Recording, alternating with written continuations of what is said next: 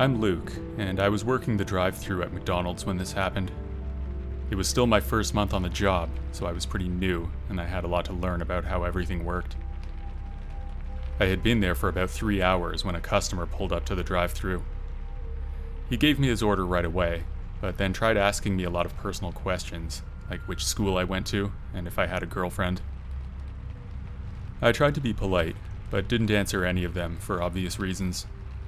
At first, I thought it was just one of my friends messing with me and disguising his voice.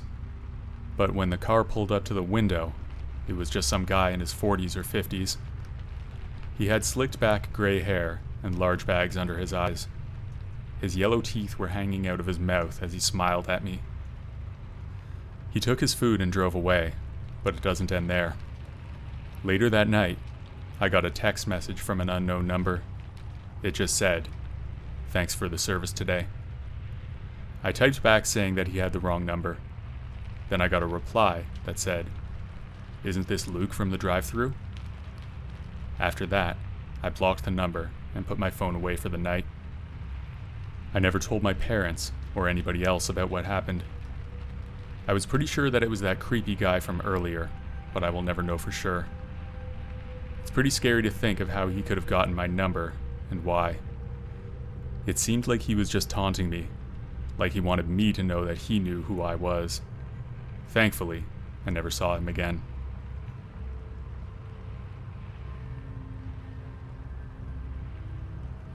I'm a 23-year-old guy, and I was working at McDonald's. I worked the last shift of the night, so it was my responsibility to close the place. I liked this shift mainly because it was not very busy, like it is during the day. It was around 10 minutes to close, and I had everything pretty much wrapped up. I had the register emptied, and ready to drop off the cash at the bank on my way home. I had my shirt untucked and my jacket on, and I was about ready to turn off the lights when I noticed something. There was a man sitting in the farthest corner of the dining area. I was almost sure that I'd checked the whole place before, but maybe I was wrong.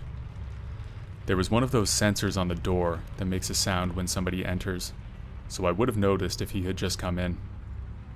Either way, I walked over to the guy from behind. He was facing away from me. I couldn't tell much about his appearance, but he was wearing a large winter coat, which was strange because it was not that cold out. I just had a light jacket. He was hunched over on the table, his arms crossed, with his head resting on them.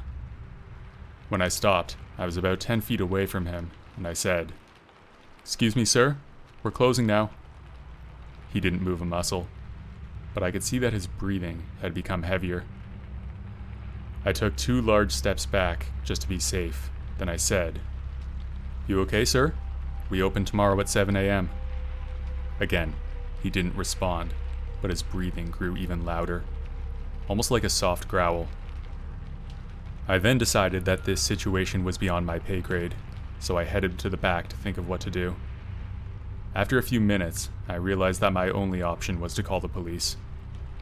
I hate to get law enforcement involved, especially since he didn't really do anything, but the man's behavior was strange enough that I was getting seriously creeped out.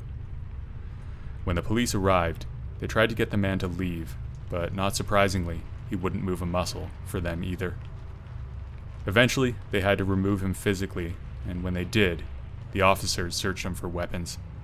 What they found was seriously terrifying. Hidden in the man's winter coat was a small arsenal of different types of weapons, including knives, a gun, and scariest of all, a pair of handcuffs. This guy was definitely up to something. The police arrested him for trespassing immediately, and I assume further charges may come up related to the weapons, depending on whether he had them legally and with the correct permit. It's still not clear what he was doing there or why he wouldn't leave. The 2 of us were alone in there for a while, so if he wanted to hurt me, then he had every opportunity. I feel lucky because this incident could have ended much worse for me. However, it was one of the scariest things that ever happened to me while I was working there.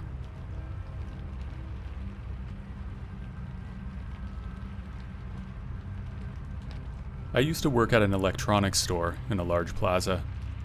There was a big parking lot and at least 10 or 15 stores. I usually worked 8-hour shifts, from noon until 8 p.m., so definitely long enough that I would want some food at some point. There were a few options in the area.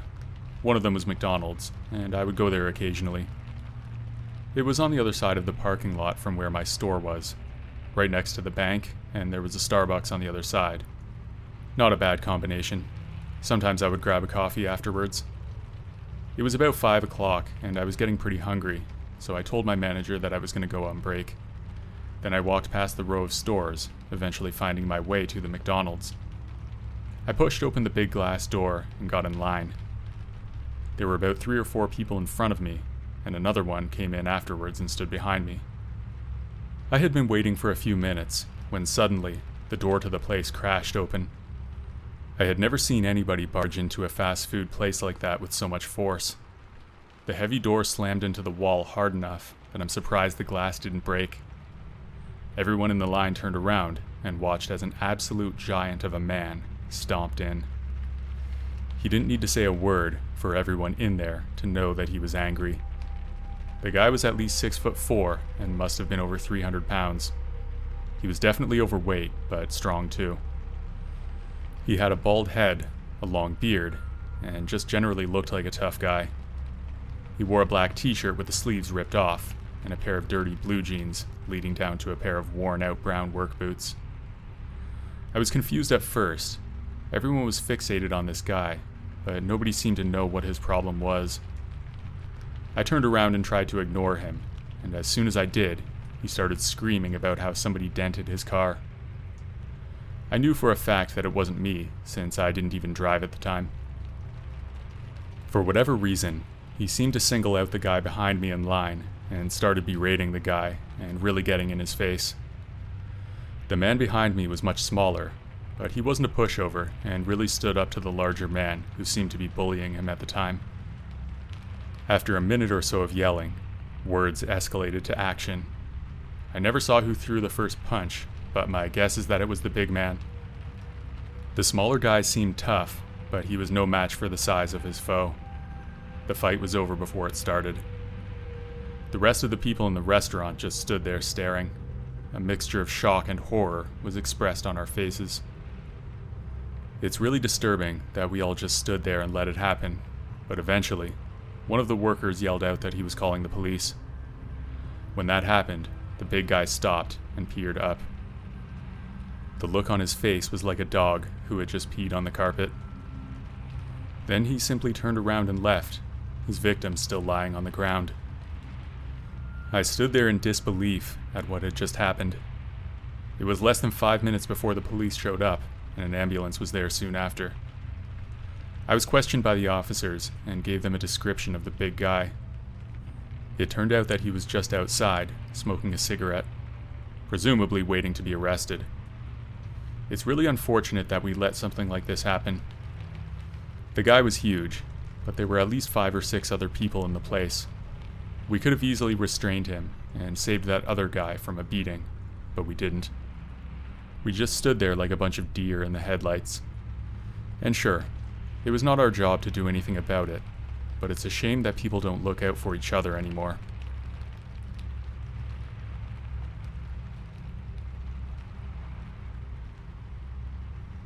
My name is Darren, and I had been working the late shift at McDonald's when this happened. I was 19 at the time, and I'd recently graduated from high school. I took the late shift because it was the easiest way to fit in with my school schedule, but now that I'd graduated, I kept doing it anyway. This location was in a large strip mall, with a big parking lot in the middle, and many large stores surrounding it. There was a Walmart and an Applebee's right next door.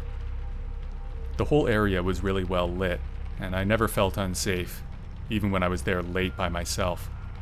However, one scary thing did happen, and that's what this story is all about. I had just finished serving the last customer for the evening. It was about 5 minutes to close, and my coworker Sarah headed over to the entrance and locked the door. Then we spent the next half hour or so cleaning and tidying up the place like usual. I emptied the cash register. There was probably less than $200 there, because most people don't use cash anymore these days, but I would drop it off at the night deposit box at the bank anyway. Sarah and I walked to the front entrance, and she unlocked it. She was the key holder, so when we stepped out into the night, she turned around and locked the door behind us while I stood there and waited. Once the door was locked, we started walking to our cars. We had parked next to each other so that neither of us would have to walk alone. We had made it about 50 feet from the restaurant when it happened. 3 men ran out from behind a van and charged at us.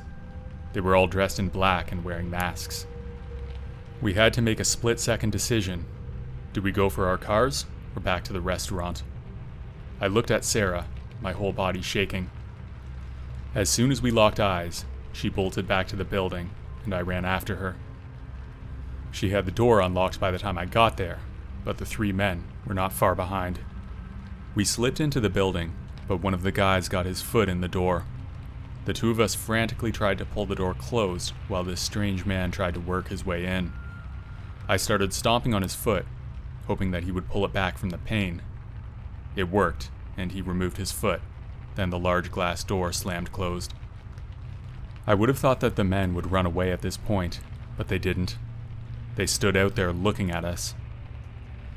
I felt like one of those scuba divers who goes diving with sharks in a metal cage. We were perfectly safe in this little box, but there was a swarm of predators waiting for us outside, ready to get us as soon as we stepped out.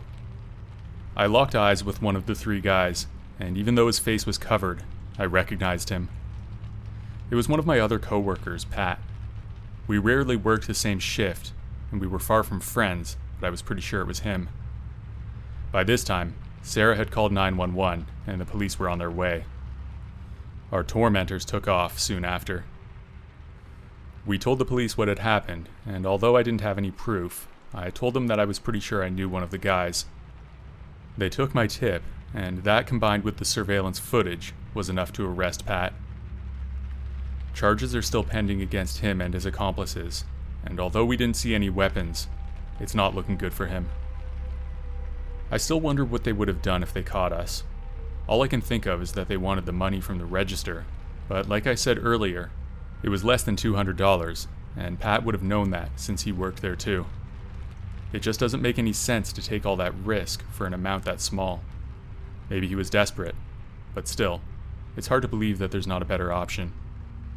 Either way, I'm glad he was caught, and I hope I never see that guy again.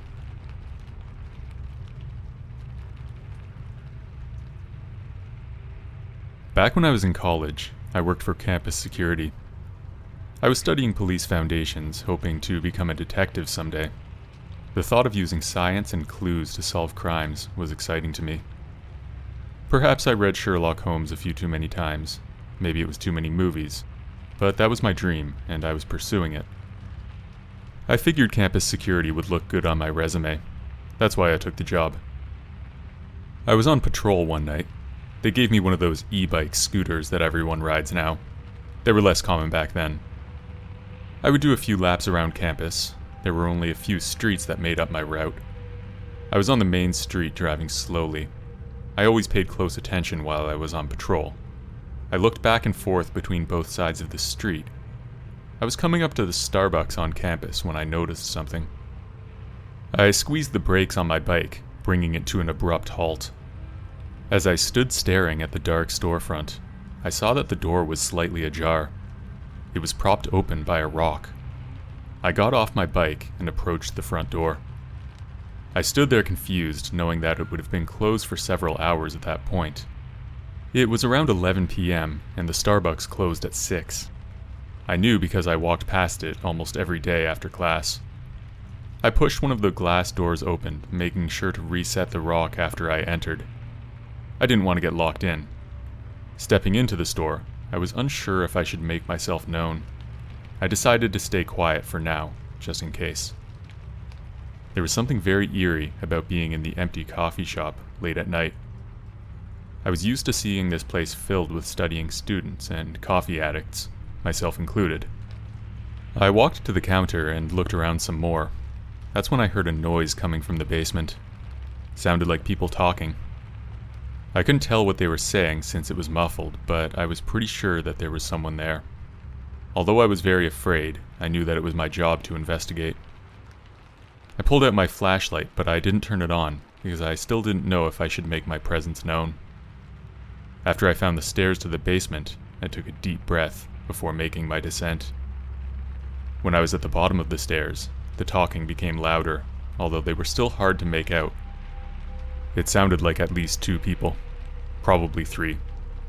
There was another room in the basement, and I could see a light coming from the doorway, which was partially open. Trembling, I slowly tiptoed towards it. What I saw still terrifies me to this day. There were 3 men standing around a 4th man who was tied up on a chair in the middle of the room. The 4th man had duct tape over his mouth, but I heard one of them say something like, "Okay, we'll make him disappear then?" When I heard that, I was so scared that I accidentally dropped my flashlight. Knowing that my cover was blown, I bolted back up the stairs, through the cafe, and out the front door. I jumped onto my bike and sped back to the security office. I don't even know if anyone chased me. There was no time to look back. When I returned with the police, the place was empty. There was no sign of the 3 men, or the 4th who was tied up. They thought I was making it up, but I know it was real. I even found my flashlight in the basement, proving that I was down there earlier. So many questions remain unanswered. Who were those men? Why was that one tied up? Why would they use a Starbucks to do whatever they were doing? I may never know the answer to any of those questions, but I made it away with my life, and that is something to be thankful for.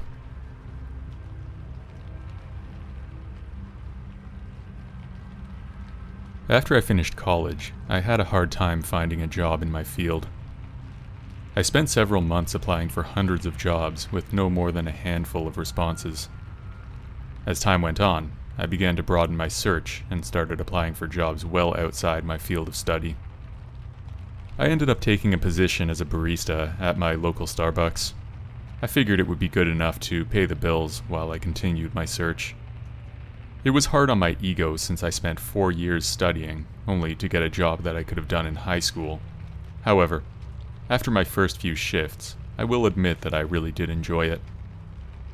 I've always been a big coffee drinker, and I love the smell of a freshly brewed pot. My coworkers were also great.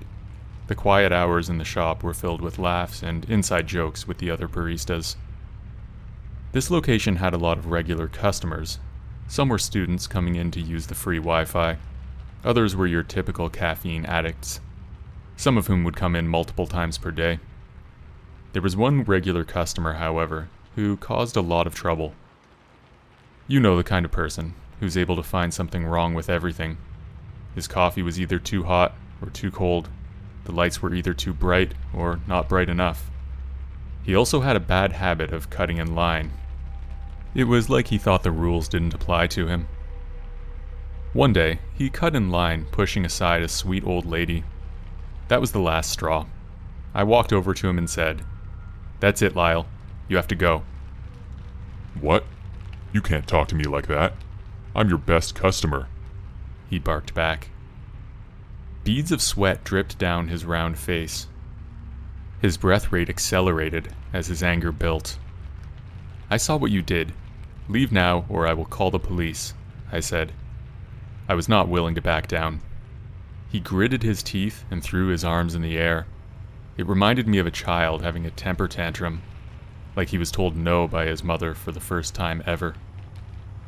I took a cautious step back in case he decided to throw a punch.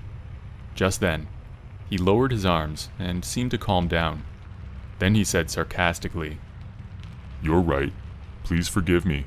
I'll be out of your way." There was something unsettling about the way he said it, like he was implying that it was not over. I almost prefer to have a raving lunatic over someone who bottles up their anger only to explode at any minute. At least you know what to expect with the former. I didn't have time to worry about him though. He left and I was happy about that. My shift dragged on for another 3.5 hours. By the time I closed up, it was 9 p.m. I walked out the front door with Alice, who was one of my co-workers. Our cars were the only ones in the dark parking lot.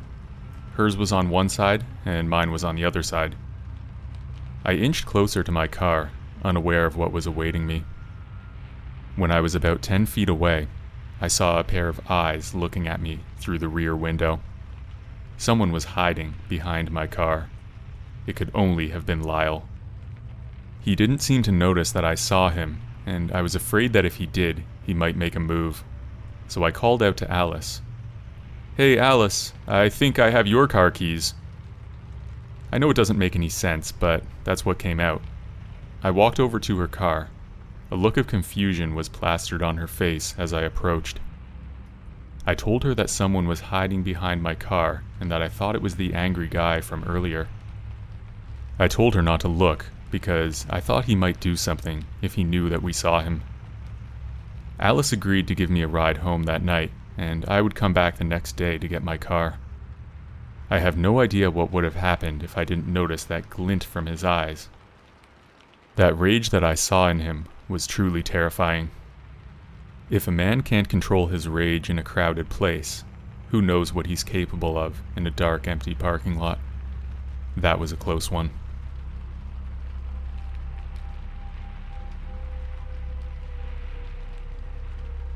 I work as a security guard at various locations.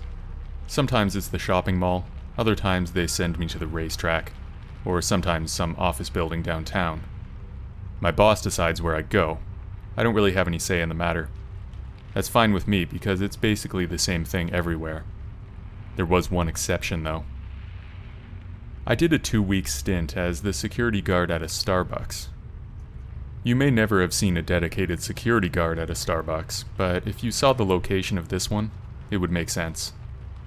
To say that this place was in a rough neighborhood would be an understatement. Robberies were frequent, muggings happened often, and you would hear gunshots in the distance almost daily. With that being said, the staff at this Starbucks were incredibly kind and friendly.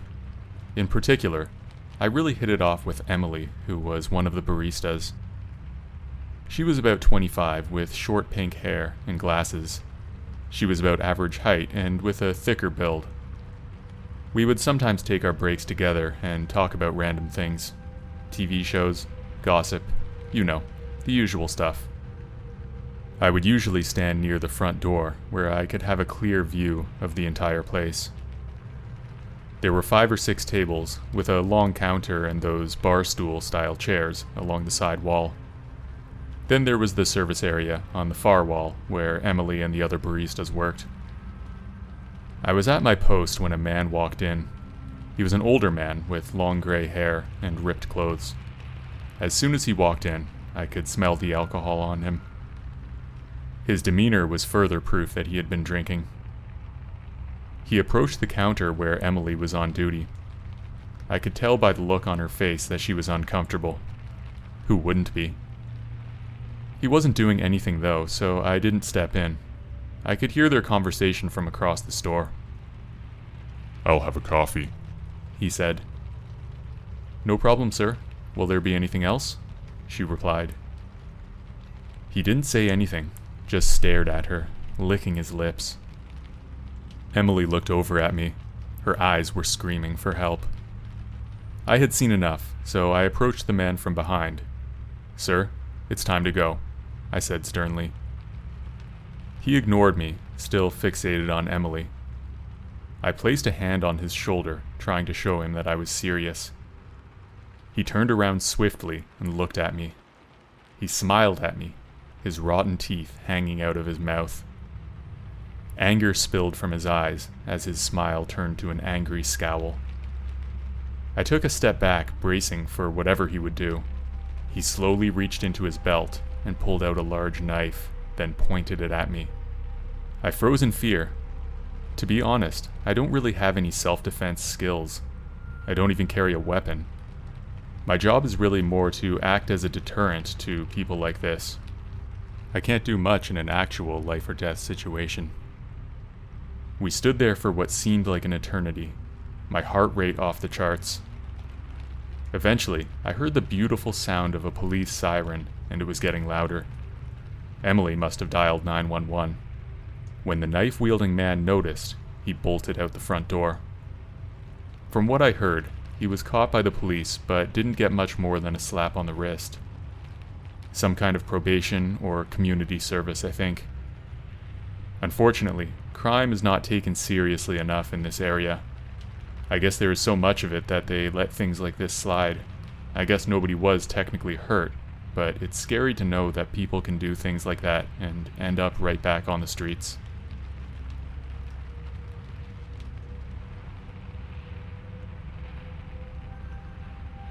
My name is Julie, and I'm 21 years old, but this happened when I was 17. My first job was as a barista at Starbucks. The location where I worked was across town from where I lived. It was around a half-hour drive each way. That's long, but I couldn't find anything closer. It was a Thursday evening in September, and my dad was driving me to work. My family only had a single car, so one of my parents would have to drive me every time, since they couldn't be without the car for that long. It was a lot of trouble for them, but they were very supportive, and they insisted on helping. The location where I worked was in a large plaza with many other stores. There was an Applebee's restaurant next door, and there was a large parking lot in the middle, with a bank and some other stores on the other side. We stopped the car in an empty spot near the front door. I got out and said goodbye to my dad, then he drove away, and I started my shift. Not much happened for the first part of the evening. It was business as usual. There were only 5 or 6 customers in the place, all of whom were busy on their laptops. I was behind the counter trying to look busy in case my manager showed up. Suddenly, the door opened, and a man walked in. He was around 50. He wore a stretched out and faded black hoodie with blue jeans. As soon as he entered, the smell of cigarette smoke filled the room. The guy had the nerve to walk into a Starbucks, smoking a cigarette. 1 or 2 of the customers looked at the guy, but none of them said anything. The guy stood there in the entrance and shot me a smile. Then he dropped his cigarette on the floor and stepped on it. My brow furrowed, and the guy walked to the counter. I know I should have kicked him out for being so rude, but I didn't want to fight. I figured if I served him, he would leave. He approached the counter and said, Vanilla Frappuccino with extra foam. It's for my girlfriend. I entered it into the register, and he paid with cash. I gave him his change, and then I made his drink. When I gave it to him, he turned around and left the store. I was relieved that he was gone, and nothing else happened for the rest of my shift. This location closed at 8 p.m., but it would sometimes take longer to wrap everything up. I would always call my parents around 30 minutes before I was done. That way I could give them a chance to get here, and they wouldn't have to wait in the car for too long. This time, however, I forgot. It was just before 8 when I realized that I didn't call for a ride. I pulled out my phone and called my dad. He said he would leave right away to pick me up. My coworker and I finished up and locked the doors. Then he took off. It was about 8:15 by then, and I figured I'd have to wait 10 or 15 minutes for my dad. There was a bench near the front door, so I took a seat and started scrolling through my phone. The sun was down, but the area was well lit by lamp posts. My head was down, and I was focused on my phone. I was scrolling through Instagram, or whatever else I was using to waste my time back then. After a few minutes, a shadow fell upon me. I looked up, and standing before me was that man from before. He wasn't alone, though. There were 2 other men with him. I dropped my phone on the ground from shock. The 3 of them were towering over me, and the one who I recognized from before was smiling. They were 2 or 3 feet away from me, so I stood up and tried to walk away, but they blocked me. Now I knew I was in trouble. I didn't say a word to them, but they were trying to talk to me. I can't remember exactly what they were saying, but it was something like, Come on, we just want to talk. I was trying to get around one of them, but he continued to block me. I was about to burst out in tears when a strong pair of headlights blasted the 4 of us. With it came the frantic honking of a car's horn. It was my dad. He was just in time. As soon as that happened, the guys ran away. I jumped into the passenger seat of my dad's car. As soon as I looked at him, I realized that he was already on the phone with the police. He did his best to describe the men as he watched them run. We waited in the parking lot for the police, and they arrived within minutes. The officers were very kind and understanding, while I told them my story. In my mind, nothing really happened. I mean, I was scared, but it was just a close call. My dad, however, took it much more seriously, and now I understand why. The men were eventually caught, and 2 out of 3 of them had pending charges for doing something similar to another girl. I never found out how those cases turned out, but I only hope that the victims were as lucky as me.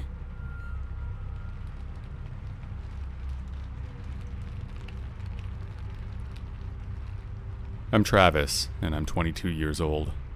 I started working at Starbucks when I was still in high school, so 4 or 5 years now. Something happened about 6 months ago that was really scary. I would often work with a guy named Mark. We weren't really friends, but we got along all right. He actually went to the same school as me, and we were even in the same year, but we never really hung out. Mark started working there after we graduated, so I was more experienced than him. I was never promoted to manager or anything, but I was definitely in charge whenever we worked together. I could tell that it bothered him to be told what to do. I think he had a problem with authority. He would give off a bit of an attitude now and then, but it was nothing that serious. I wasn't being a jerk or anything, just trying to do my job. One day, Mark and I were closing up. There were no customers in the place at this time. Our location was open till 10 p.m., which is late for a Starbucks, so the later hours are usually pretty quiet. Mark's girlfriend Sasha showed up at around 9:45 when we were just hanging out and getting ready to close. I was behind the counter, and Mark was in the back doing something. Sasha went to our high school too, and I kind of knew her from then. She walked up to the counter, and we started talking. There wasn't much for me to do, so I didn't mind the company. She came around the counter, and we started chatting for maybe 5 minutes. At one point, she touched my arm in kind of a flirty way. I didn't think much of it at the time. In fact, I didn't think it was flirting at all. All of a sudden, Mark came out from the back. He was clearly angry. His face was red, and his bottom lip was twitching. Right then, I realized that there was a camera pointed at us, and there was a screen in the back where you could watch the security footage. Mark must have seen us and gotten the wrong idea, I figured. He didn't say a word, just stared daggers at me. It was an awkward minute or so, and then I just walked away and finished up closing the place. Whatever issues those two had, it was none of my business. Once we finished closing the store, I went out the back exit with my bike, which I kept in the back room next to the rear exit. The back led to an alley where the garbage dumpsters were. I got on my bike and I rode home. I went into work the next night. I was closing again, but Mark was not scheduled at all. A bit of a relief. I was glad to give him time to cool off from whatever happened the night before. The night dragged on, and when it was over, I was glad. My other coworker John and I closed the place up. He went out the front entrance, and I locked it behind him. Then I went to the back exit and took my bike with me. I leaned my bike against the wall, then I turned around to lock the back door. Once I did, I turned back around, and when I looked up, there was someone standing in front of me. He was wearing all black, a hoodie with his hood up, black pants, and over his face was a scary Halloween mask. I stood there like a deer in the headlights. I could hardly believe what I was seeing. The alley was lit with only a single light attached to the building. It cast a dark shadow from my body onto the masked man. He took a step towards me, and at the same time, he pulled out a knife. I started breathing heavily.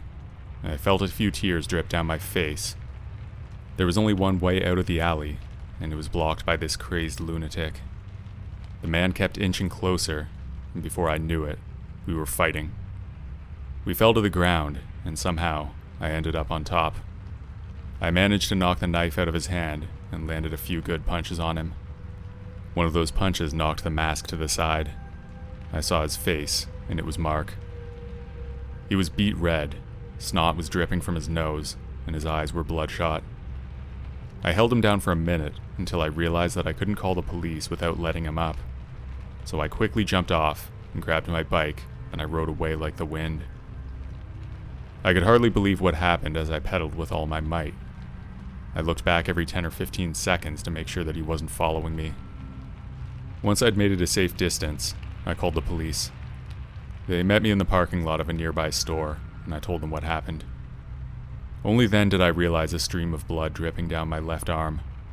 At some point in our struggle, Mark managed to stab me with the knife, but I didn't even feel it at the time.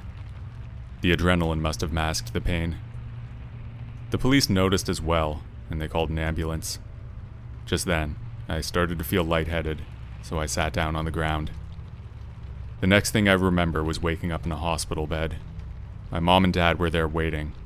I got 5 stitches in my arm, but luckily, he didn't hit any tendons or large blood vessels.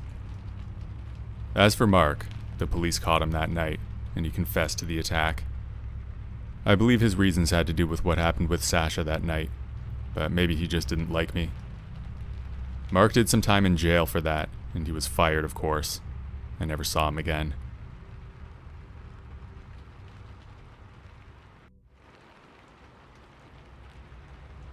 This story is about a really scary thing that happened to me when I was working at Starbucks. I'm a 28-year-old woman, but I was 25 at the time. I was finishing up my master's degree and working around 25 hours a week at Starbucks. My school schedule was pretty flexible, and I worked the same shifts every week. Therefore, I got to know many of the regular customers at that location. I was friends with 2 of the other girls who worked there. Macy was an assistant manager, and she was a few years older, maybe in her mid-30s. Angie was around my age, and she was also a student, but in a different program.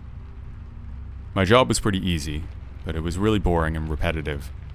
Each day seemed the same, and I often had trouble remembering yesterday from a week ago. There was one regular customer named Daryl, and he came in almost every single day when I was there. Daryl was probably around 40 years old. He was average height and wore a plaid collared shirt most days. He was slim with thinning short black hair, a pretty generic looking guy, nothing out of the ordinary. The only thing that really made him stand out was that he was awkward. This guy had the personality of a mouse. He always had a timid look on his face. I was often surprised that he even managed to squeeze out his order when he came to the counter. He ordered a coffee and then looked down. He never made eye contact. I was polite to him, as I always am, and then I took his order. I handed him his coffee, and he took it. Then he turned around without saying a word. It was around 2 in the afternoon, and my shift went until 6 p.m.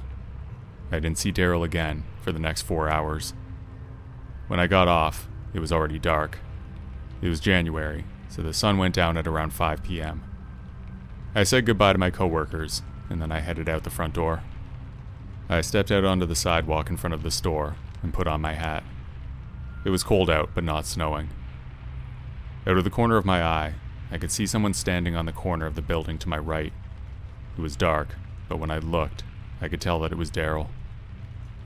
When he noticed that I'd seen him, his eyes pointed down to the ground, and he walked around the corner.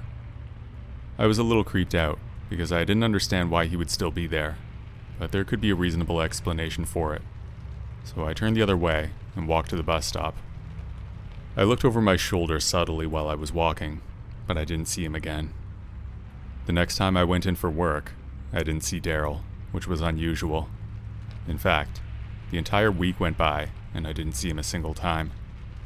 I was honestly a little relieved, because he was really starting to scare me. Eventually, I asked one of my coworkers, Macy, if she knew anything about it. Macy pulled me into the supply closet and shut the door. "You didn't hear?" she said. "No. Hear what?" I asked. Macy leaned over and whispered into my ear. "He followed Angie home from work last week. He tried to force his way into her apartment. She managed to fight him off and called the police. Daryl's in jail. We won't be seeing him anymore." I gasped in shock. I didn't know what to say. Macy never told me which day it happened, but I'm pretty sure it was the day when I saw him standing there outside the store.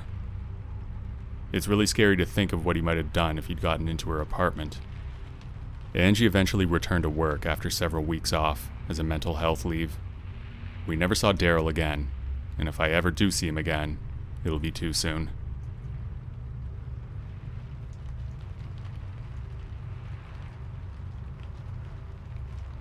It had been a long day at work, and I was exhausted. I was working security at the time, and and although it can be a really easy job, I was often really tired by the end of a shift. Maybe it was the boredom. The only thing on my mind was going home and getting some rest. But as I drove past the Burger King on my way back, the hunger pangs in my stomach reminded me that I hadn't eaten in a long time. I had just been crushing coffees instead. I decided to stop at the drive-thru and get some food. As I placed my order, I realized that the dining area was closed, so I had to eat in my car. I definitely couldn't wait until I got home. After I got my food, I pulled into an empty parking space and turned off my engine. It was dark and quiet. There were 2 other cars in the lot. I assumed they must have belonged to the workers at the Burger King. As I unwrapped my burger and took a bite, I heard some rustling outside my window. I was in the far corner of the parking lot, and there were some decorative bushes next to me that separated the lot from a small park. I looked up and saw a group of men approaching my car. They were all wearing hoodies and had their faces covered with surgical masks. The pandemic had started winding down at the time, so it was not that common to see people wearing masks outdoors. I quickly locked my doors and rolled up my windows, hoping they would go away, but they didn't. They surrounded my car. I think there were at least 5 of them. 2 stood behind my car blocking me from leaving, while another approached the driver's side window. He lightly tapped on the glass. I felt trapped and helpless, and I knew I had to act fast if I wanted to get out of that situation. I remembered that I had a can of pepper spray in my glove compartment. I quickly grabbed it and clutched it in my right hand. One of the men tapped on my window again, but this time, when I looked, he was holding a gun in front of me. He wasn't pointing it at me, just showing it. I guess he was trying to intimidate me into opening the door. If that's what he wanted, then it had the opposite effect. There was no way I was opening the door now. I put the car in reverse. 2 of the men were still standing behind me. I looked back and started moving slowly in reverse. I could see in my peripheral vision that the man at my window started to point the gun at me and shouted. I was startled by that and slammed my foot on the gas. The 2 men behind me jumped out of the way. They were a split second from getting run over. I was shaking as I drove back home. I couldn't believe what just happened to me. It was a wake-up call, reminding me that anything can happen, at any time. When I got home, I realized that I was lucky to have escaped unharmed. I called the police and told them what happened. As of right now, I've not heard an update on the case. The men were wearing masks, so I don't really know if they can find them. We'll see though. The police can be pretty clever. I still go to that Burger King from time to time, but now I always make sure to check my surroundings. I don't want to be caught off guard again.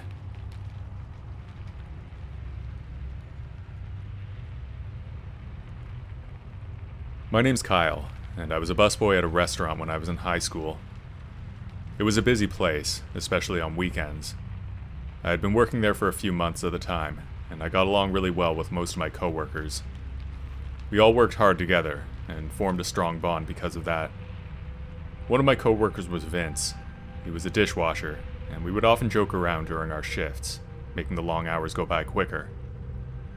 One day, we were in the back messing around as usual. There was a big window with 4 or 5 metal shelves where the dishwashers would place the clean dishes. That's where I would grab clean plates to set the tables. Vince was on the other side. We would often joke around whenever I stopped by. One time I said something that I thought was harmless, but Vince took offense to it. I think it was just something like F off in a friendly sort of joking way. He snapped out of nowhere and tried to grab me through those shelves. He got a hold of my arm and tried to pull me in. I was able to squirm free, but I was really confused and scared. I had a hard time believing that he was serious. We didn't know each other that well, but I thought he could take a joke a little better than that. The next day at work, Vince was still acting strange around me. He was avoiding me, and when we did have to work together, he was short and wouldn't engage in any conversation. I didn't know what to do, and it was really making me feel uncomfortable. Then another of my coworkers, Jeff, came up to me. Jeff was an assistant chef, so he worked in the kitchen with Vince. Jeff told me that Vince had been ranting all night to anyone who would listen. He told me that Vince wanted to kill me. I'm sure he didn't mean that literally, but still. I avoided Vince as much as possible for the rest of the night, and went home. That night, I got a call from an unknown number. I answered it, and it was Vince. He was furious. He started yelling at me, telling me that I disrespected him and I needed to watch my back. I was taken aback by the sudden anger. I tried to calm him down and apologize again, but he hung up on me. Over the next few days, things escalated. I got a WhatsApp message from Vince. He sent a picture of my house at night, and it looked recent. That really creeped me out because I didn't even think he knew where I lived. I started to avoid going out in public because I was afraid he would show up and start something. One day I was at school, and Vince showed up with a group of his friends. He went to a different school on the other side of town, so it would have been a real hassle for him to come to my school. I guess they must have ditched class that day. I was over at the mall for lunch, and I could see the gang of them standing around outside. When I was ready to go back, I managed to get back to the school before they saw me. Once I was inside, they didn't follow. I guess because they were too scared of getting in trouble for trespassing. Now that I think about it, they were probably just trying to intimidate me, and it worked. It was getting out of hand, and I knew I had to do something about it. I talked to my boss, and he said he would take care of it. He talked to Vince, and told him he couldn't continue to harass me, and that if he did, he would be fired. I was relieved that something was finally being done, but I was still scared that Vince would come after me. Thankfully, after the warning from our boss, Vince backed off. He was fired shortly after for unrelated reasons, and I was finally able to breathe a sigh of relief. I didn't have to look over my shoulder anymore, or worry about getting into a fight at work. Now I work at a different restaurant. I still think about that experience from time to time. It was a difficult time in my life, and I'm glad it's over now. I'm still really confused why he was so sensitive. I'm pretty sure that he said some stuff to me that was at least as offensive. Some people can give it, but can't take it.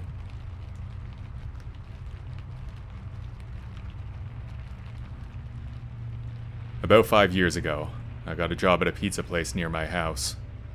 It was supposed to be a part-time job to help me pay some expenses while I finished high school. Little did I know that it would change my life in ways that I never thought possible.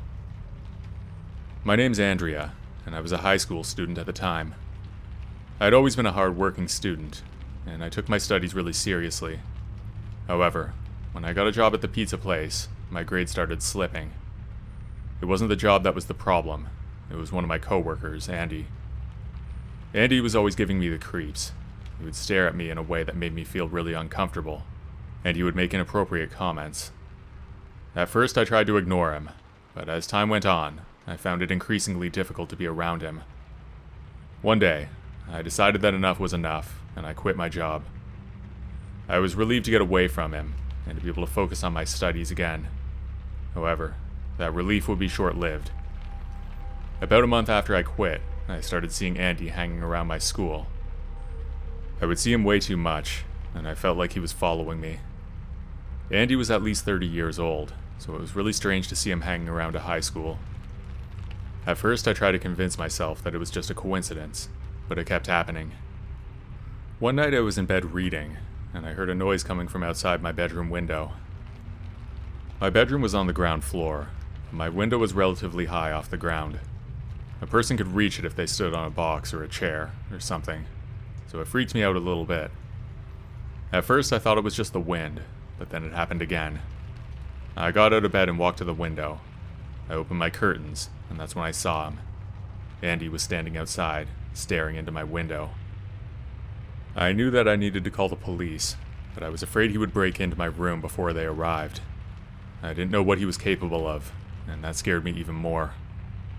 I ran to my parents' room, and my dad called the police. When they got there, they found Andy lurking around outside my window, just as I described. They arrested him and took him away. The next few weeks were a blur.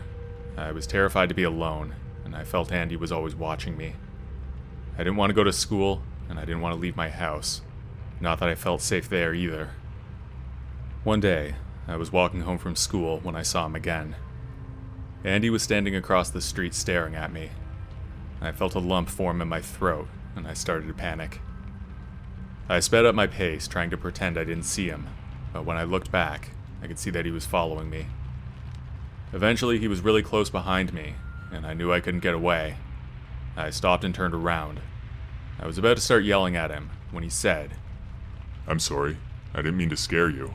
I just wanted to talk to you. I didn't believe him. I knew he was lying, and I knew that he was dangerous. I started to back away, but then he grabbed my arm. Please, He said. I just want to talk to you. I tried to pull away, but he was too strong. I screamed for help, but I wasn't sure if anyone heard me. I knew I was in trouble. Suddenly, I heard a voice, a man's voice, and it was coming from behind me. Let her go, the voice said. I turned my head, and to my relief, it was my friend's older brother, Jackson. He had heard my screams and came to my rescue. Andy let go of my arm and started to run, but Jackson called the police. Andy was arrested again, and this time, he was charged with assault. Years have passed since this happened, but I still think about it sometimes. It was months afterwards that I started to feel normal again. I slowly began to feel safe like before. Fortunately, I never saw Andy again. I later found out that he was fired from his job at the pizza place. I'm not sure if it was because of his arrest, but that would make sense. It wouldn't surprise me if he did something else. I may never know, and to be honest, I don't really care. I just hope I don't see him again.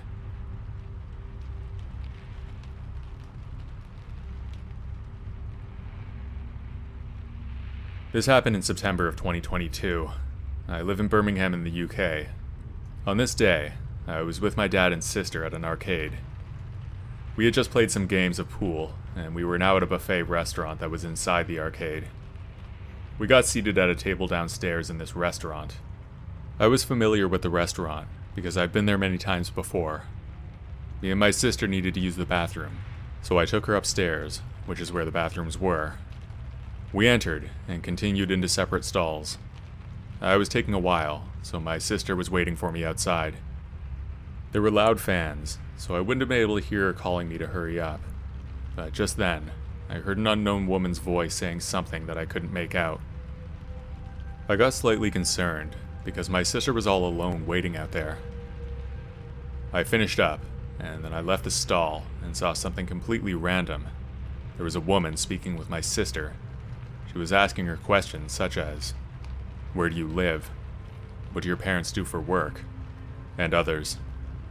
I was extremely concerned, and I could see that my sister was panicking. I made up some lie about what our parents did, then I ended the conversation ASAP.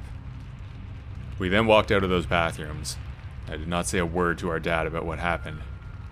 After we left the restaurant, I went to my cousin's house. I told her about the whole thing, and she said that we may have just avoided human trafficking or something of the sort. I honestly don't feel safe going there anymore, and I will avoid it at all costs. I'm just glad I came out of that bathroom when I did, because God only knows what could have happened to my sister if I didn't.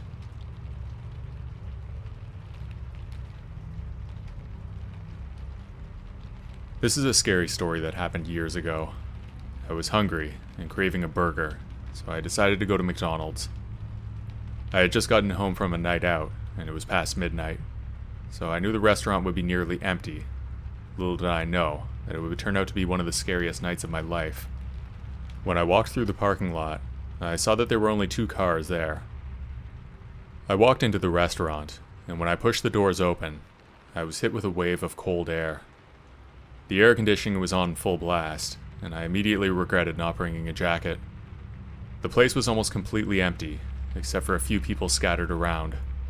I could see a man in a hoodie sitting in a booth, a couple of teenagers at a table, and a lone worker behind the counter. As I walked up to the counter, I noticed that the worker looked tense. She was young, with blonde hair tied up in a messy bun. She had a name tag, and it read Emily. I could see the sweat beading on her forehead. She kept glancing around at the entrance.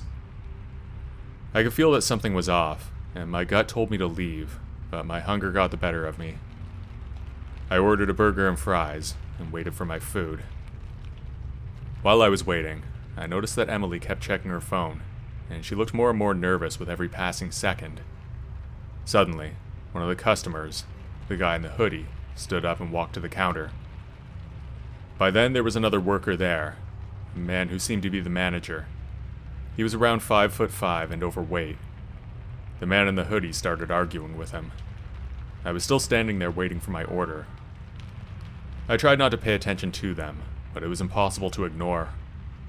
The man in the hoodie was screaming nonsense at the manager, and the manager tried to calm him down, but there was no use. Emily stood behind her coworker looking scared. None of us knew what to do. Suddenly, the man in the hoodie grabbed the manager by the shirt and jumped over the counter. When he did that, I noticed a knife in one of his hands. I stumbled back, not knowing what to do. When I finally got my bearings, I saw that Emily was already on the phone with the police. Luckily, there were 2 officers already in the area, and they must have arrived in less than 2 minutes. They were able to subdue the man, and when they pulled him off, I noticed a pool of blood on the ground, and it was growing. It was coming from the manager, who was still on the ground. An ambulance arrived in another minute, and the manager was taken away. I went home that night, but I was hardly able to sleep. I couldn't believe what happened. It all happened so fast. 1 minute, I was standing there waiting for my food, and in the next, I witnessed an attempted murder. I didn't find out exactly what happened to the man in the hoodie, but I imagine he was in big trouble. I returned to that McDonald's several months later, and I was relieved to see that that manager was still at work. Much respect to that guy for being able to recover, both physically and mentally, from what happened to him. When I saw him, I wanted to ask him how he was doing, but I thought it might not be a good idea to bring up the incident. I gave him a subtle nod, and he nodded back.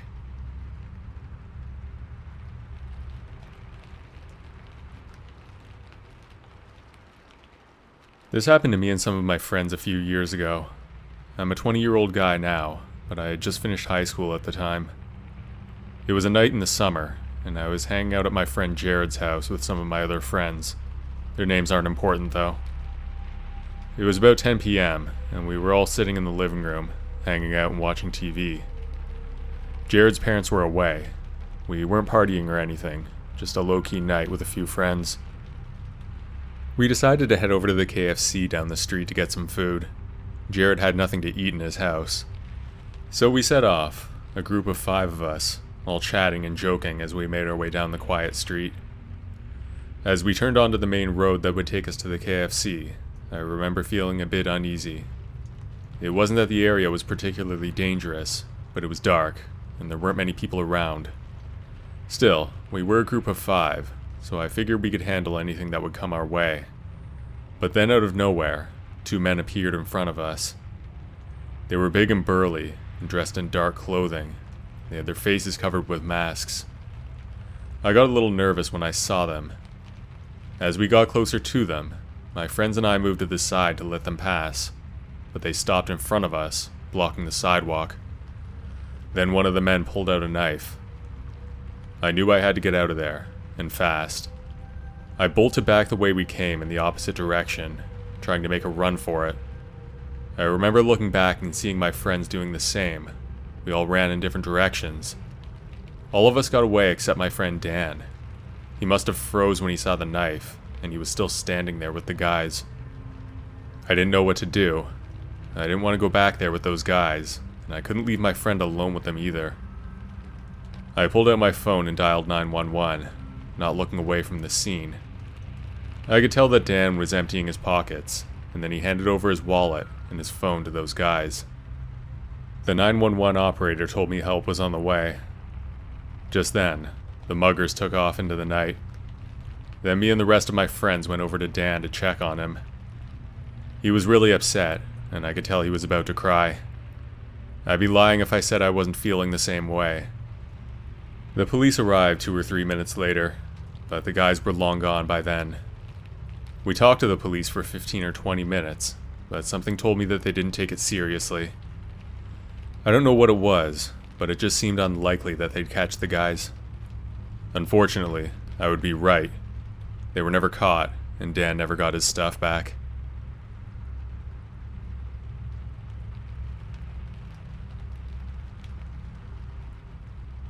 I'm Ian, and this happened back in 2019 when I was still in high school.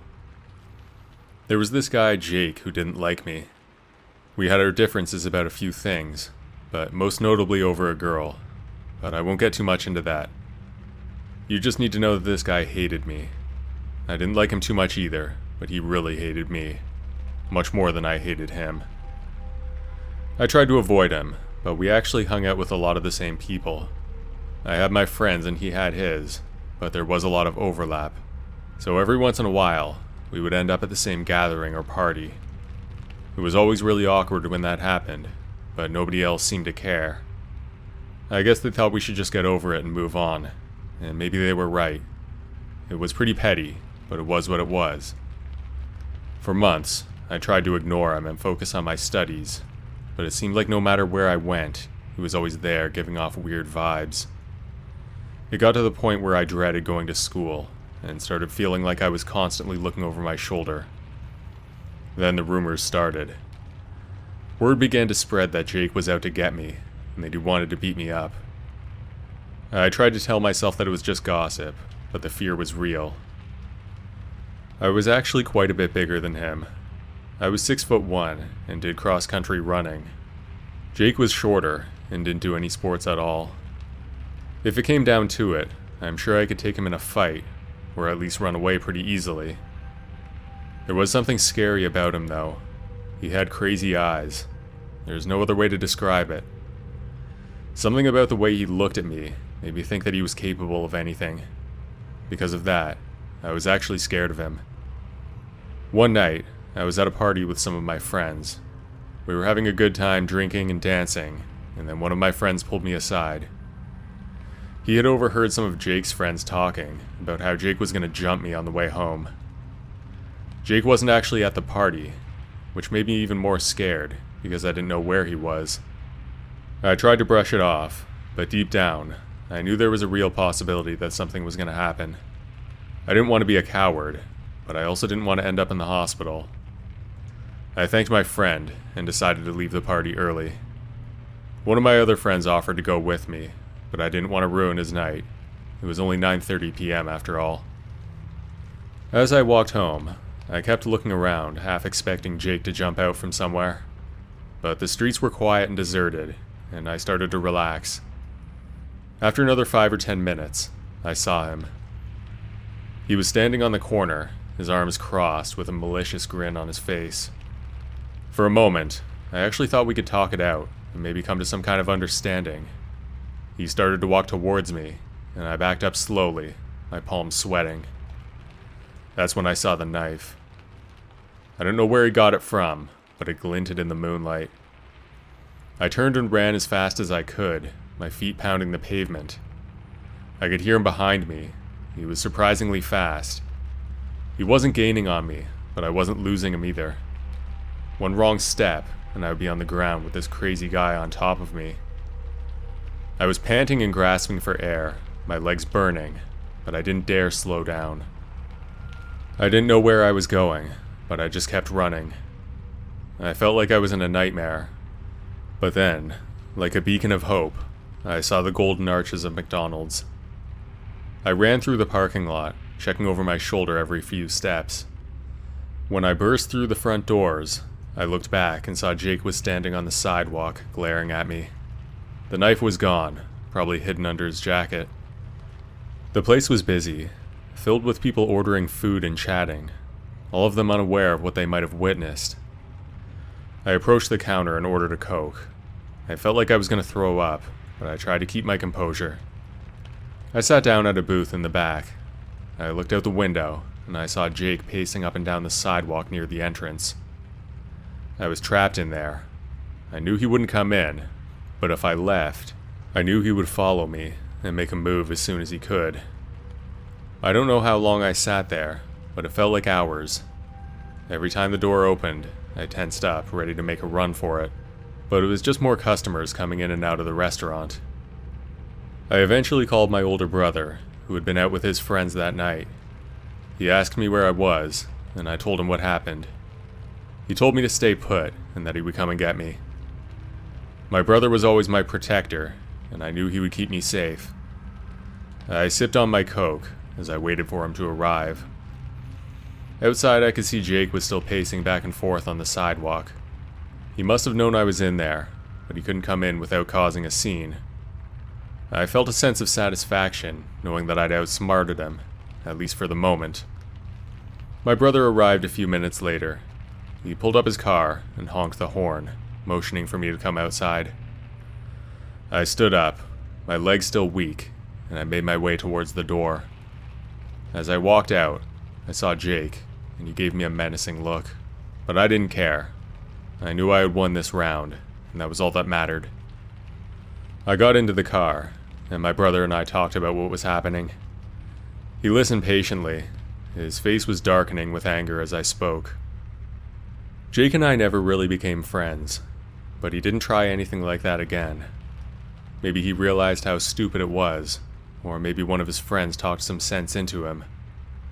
Whatever the case may be, I don't doubt that if he caught me that night, then it would have been really bad for both of us.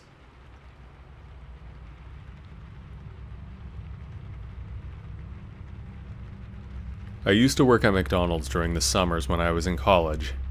I was stationed at the drive-thru, and it was a monotonous job to say the least, but there were not a lot of options for me in my hometown, so I took the job.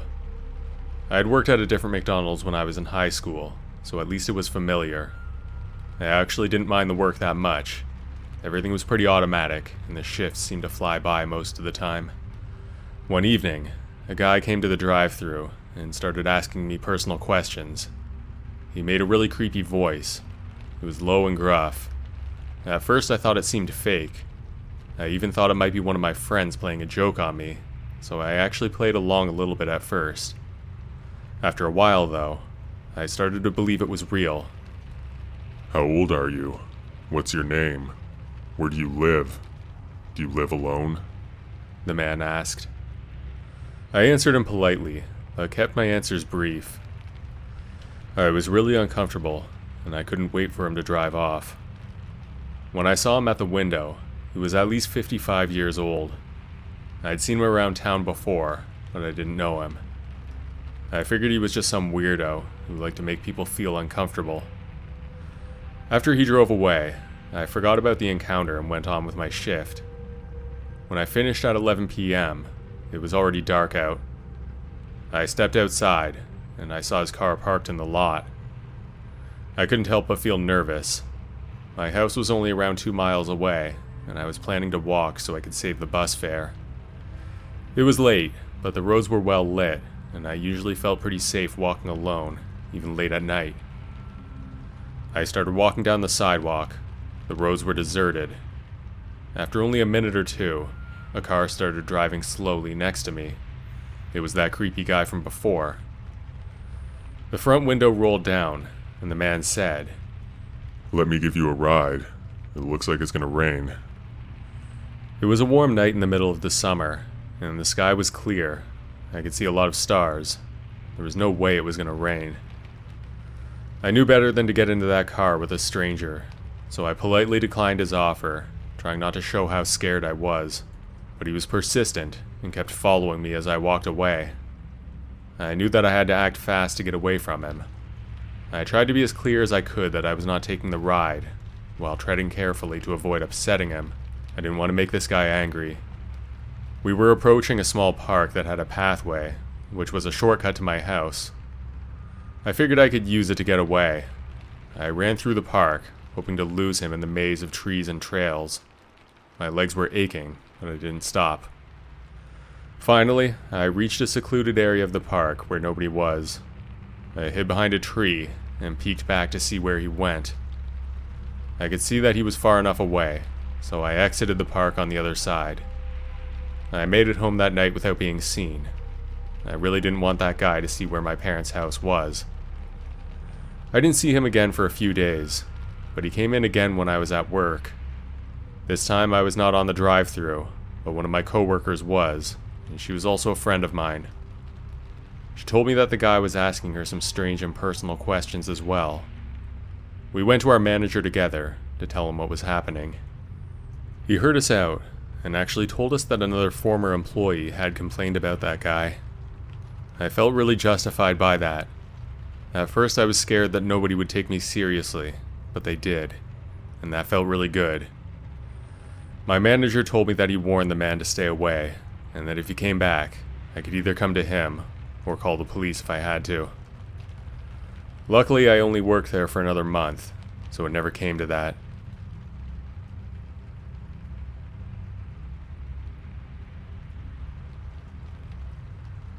It was last summer, and it was a Tuesday night. Rain was pelting down on the windows of my car as I drove down a deserted road. I had just left a friend's house, and I was on my way back home. I was hungry and tired, and all I could think about was getting some food and then crawling into bed. I noticed a Burger King sign in the distance. Its bright lights were shining through the rain. I pulled into the parking lot and walked into the restaurant, shaking the rain off my coat. It was empty except for the girl at the counter, who looked up as I walked in. She was young, with short blonde hair and a bored expression on her face. "Can I take your order?" she asked. Her voice was flat. "Yes, I'll have a Whopper meal," I replied.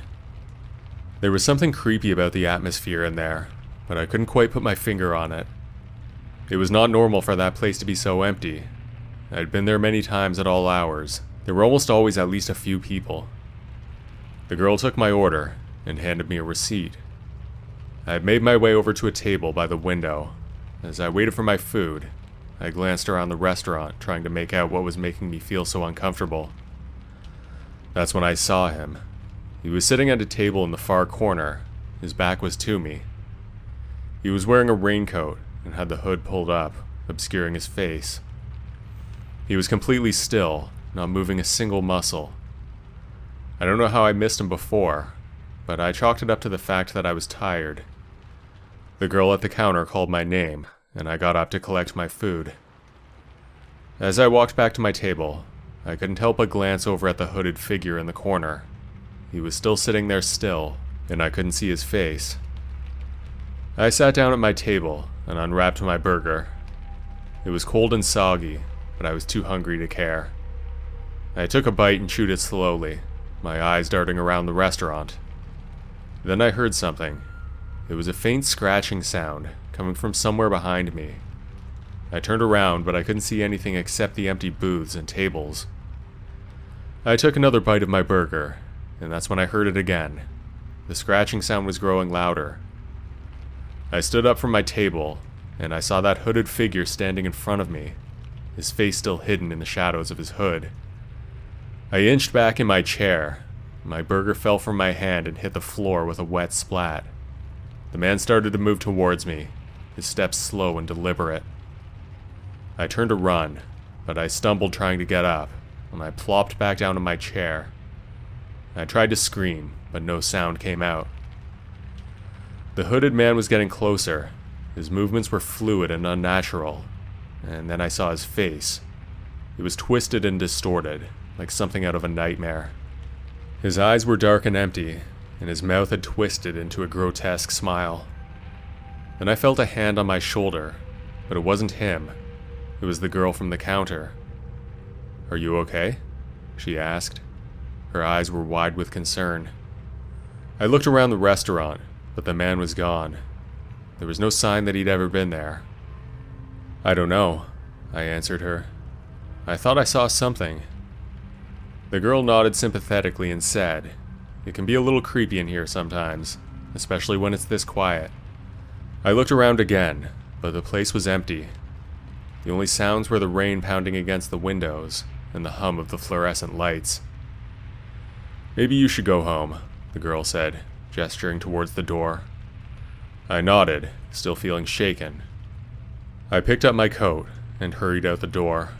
The rain was beating down on me as I ran to my car. As I drove home, I was really confused, and I felt like something really strange had happened. I kept looking in my rearview mirror, half expecting to see that hooded figure sitting in my back seat, but he wasn't there. When I got home, I locked all the doors and crawled into bed, but I couldn't sleep.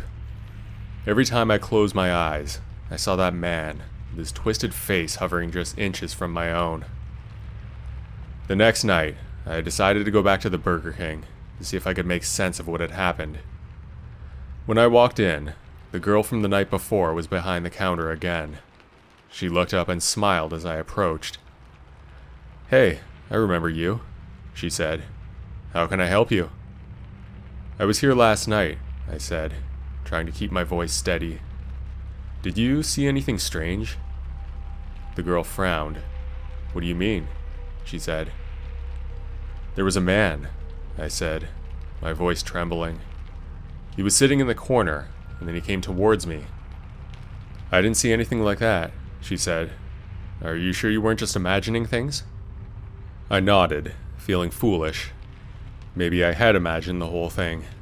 Maybe my mind was playing tricks on me. But as I turned to leave, I saw something that made my blood run cold. In the corner of the restaurant, where that hooded figure had been sitting the night before, there was a strange symbol on the wall in black paint. It was a circle with a line through it, but in the middle of the circle, there was a strange otherworldly symbol that I can't even begin to describe.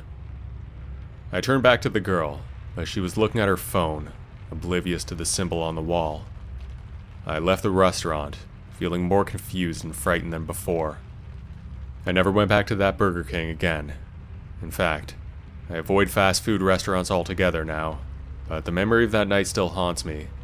I don't know what I saw, or if it was even real, but I do know that something very strange happened that night, and I'll never forget it.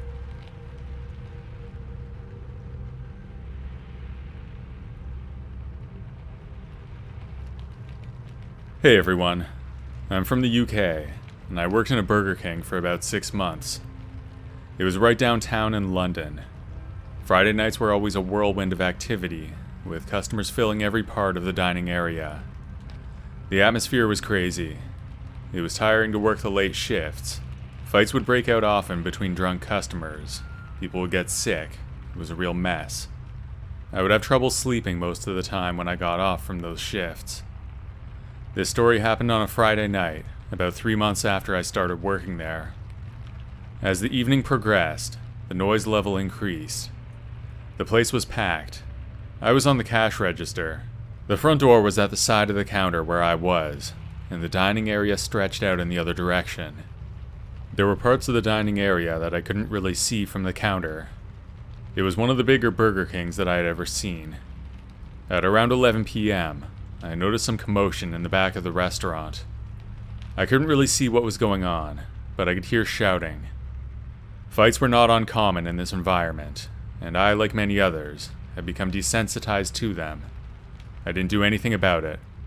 The line was long, and we had a dedicated security guard, so I figured it was not my problem. I focused on my job, trying to ignore the shouting that was coming from the other side of the place. After a minute or so, the altercation in the back seemed to simmer down a little. The noise faded into the background. Just when I thought the night had gone back to normal, an ear-piercing scream shattered the air. Panic rippled through the room like a shockwave, and people started scrambling for the exits. I had seen some things since I started working there, but this was something else. In an instant, my instincts kicked in. I grabbed the phone and dialed 911, even though I wasn't really sure what was happening. I looked over to our security guard, and he was doing the same thing. When I noticed that, I put my phone down and let him handle it. I looked over to my coworker James, and he seemed to be frozen with shock. It was only his second shift, so he really didn't know what to do.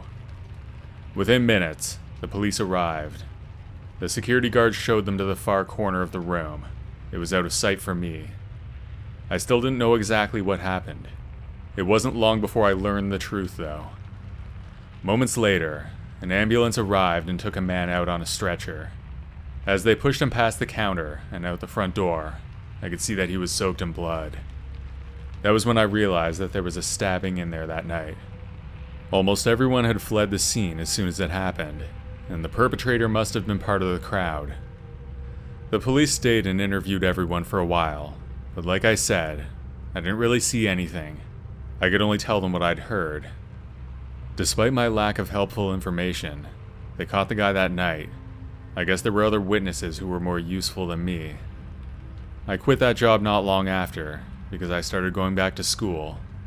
It was a pretty big relief for me to be out of that place.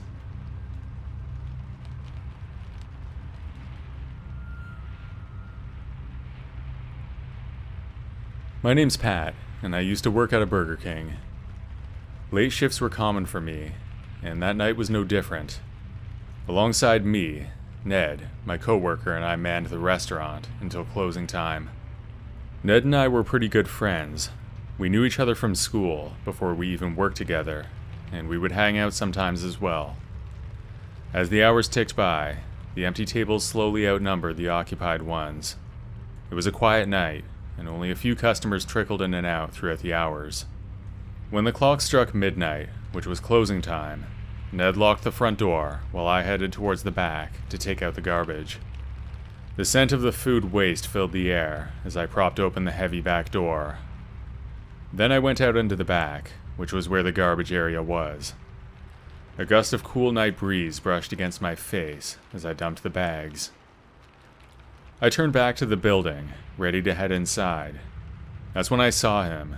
A shadowy figure slinked towards the open doorway. He slipped inside and shut the door behind him, locking me out. My mind went straight to Ned, who was now alone in the place with a stranger. I knew I had to act fast to warn him. I sprinted around the building and pounded on the front door. It was locked, but I had to warn my friend. I had no idea who that man was, and I didn't know if he was armed. Ned turned, his eyes meeting mine, but he looked confused. He couldn't hear me as I tried to warn him. I saw the man behind Ned, who looked more annoyed than anything else. He looked at me through the glass, probably thinking I was locked out or something. He slowly pulled out the keys to let me in. I yelled once more, my voice raw with terror, urging Ned to hurry up. As soon as the door was open, I pulled Ned out and told him what happened. We ran a few hundred feet down the street. We didn't dare to look back, at least for a minute or so. When we did, there was nobody following us. Breathless and trembling, we finally reached a safe distance, our backs pressed against a brick wall. I grabbed my phone and called the cops. As far as we knew, the man was still in the building. We stood there waiting for another minute or so before the police arrived. We went to greet them. After a quick conversation, the police went in and arrested the man who was still in there. When they were dragging him out, I realized that I recognized him. He was a somewhat regular customer. I didn't know him by name or anything, but I had definitely seen him before. That made it even more terrifying for me. Even worse was that later, we found out that the man had a large knife on him. Our guess was that it was a sloppy robbery attempt. Ned had the money with him, so the guy didn't get anything. It would have been really bad for him, though, if I wasn't there to warn him in time.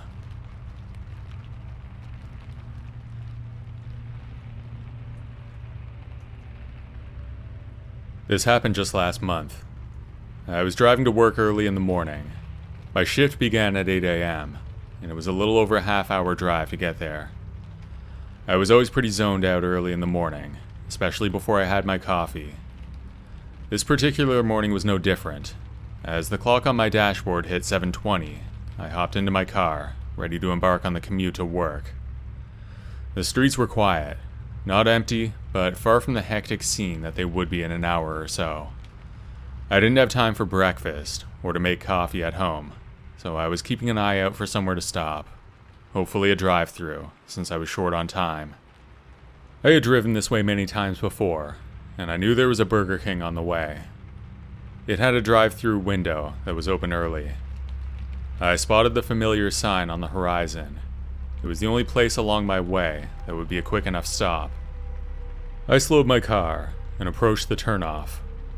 Pulling into the drive-thru lane, I eased my car to a stop and rolled down the window. The speaker crackled to life, but to my surprise, the voice on the other end sounded faint and distant. It was like the speaker was broken, or maybe the person was just really quiet. I strained my ears, trying to make out the words amidst the static, and I managed to place my order, albeit with some difficulty. I got a large coffee and some kind of breakfast sandwich with hash browns. I paid with my credit card and released my brake. I was the only one there. I rolled my car forward to the pickup window. As it came into view, I saw the worker standing there. Her wide eyes darted nervously, and her hands trembled as she handed me my order. The exchange felt hurried, almost frantic. I accepted the bag and drove away, not really giving it a second thought at the time. She seemed a bit off, but everyone has their bad days. Maybe she wasn't a morning person. Who knows? I continued my drive to work. When I arrived, I parked my car and retrieved my bag of food, eager to eat my breakfast. I still had a little time before my shift started, so there was no rush. When I opened the bag, I pulled out the breakfast sandwich that I'd ordered. When I did, a small slip of paper caught my eye. It was my receipt, but something was hastily scribbled onto it, a message that almost made me panic. It said, "Call 911. Everything began to make sense. The woman in the drive-thru was in trouble, but I was too ignorant to notice. I had unknowingly been present during a robbery or something. I quickly began to question that, though. There wouldn't really be any money on the site, especially early in the morning. A robbery really wouldn't make sense. Without a moment's hesitation, I picked up my phone and I called the police. I frantically told my story to the operator. I later found out that there was a customer who pulled a knife in there. What really creeps me out is that the lady in the drive-thru must have been too scared to say a word about it. That must mean that he was right next to her when I ordered. Otherwise, she could have just asked for help. It's pretty scary to think back on it, knowing that.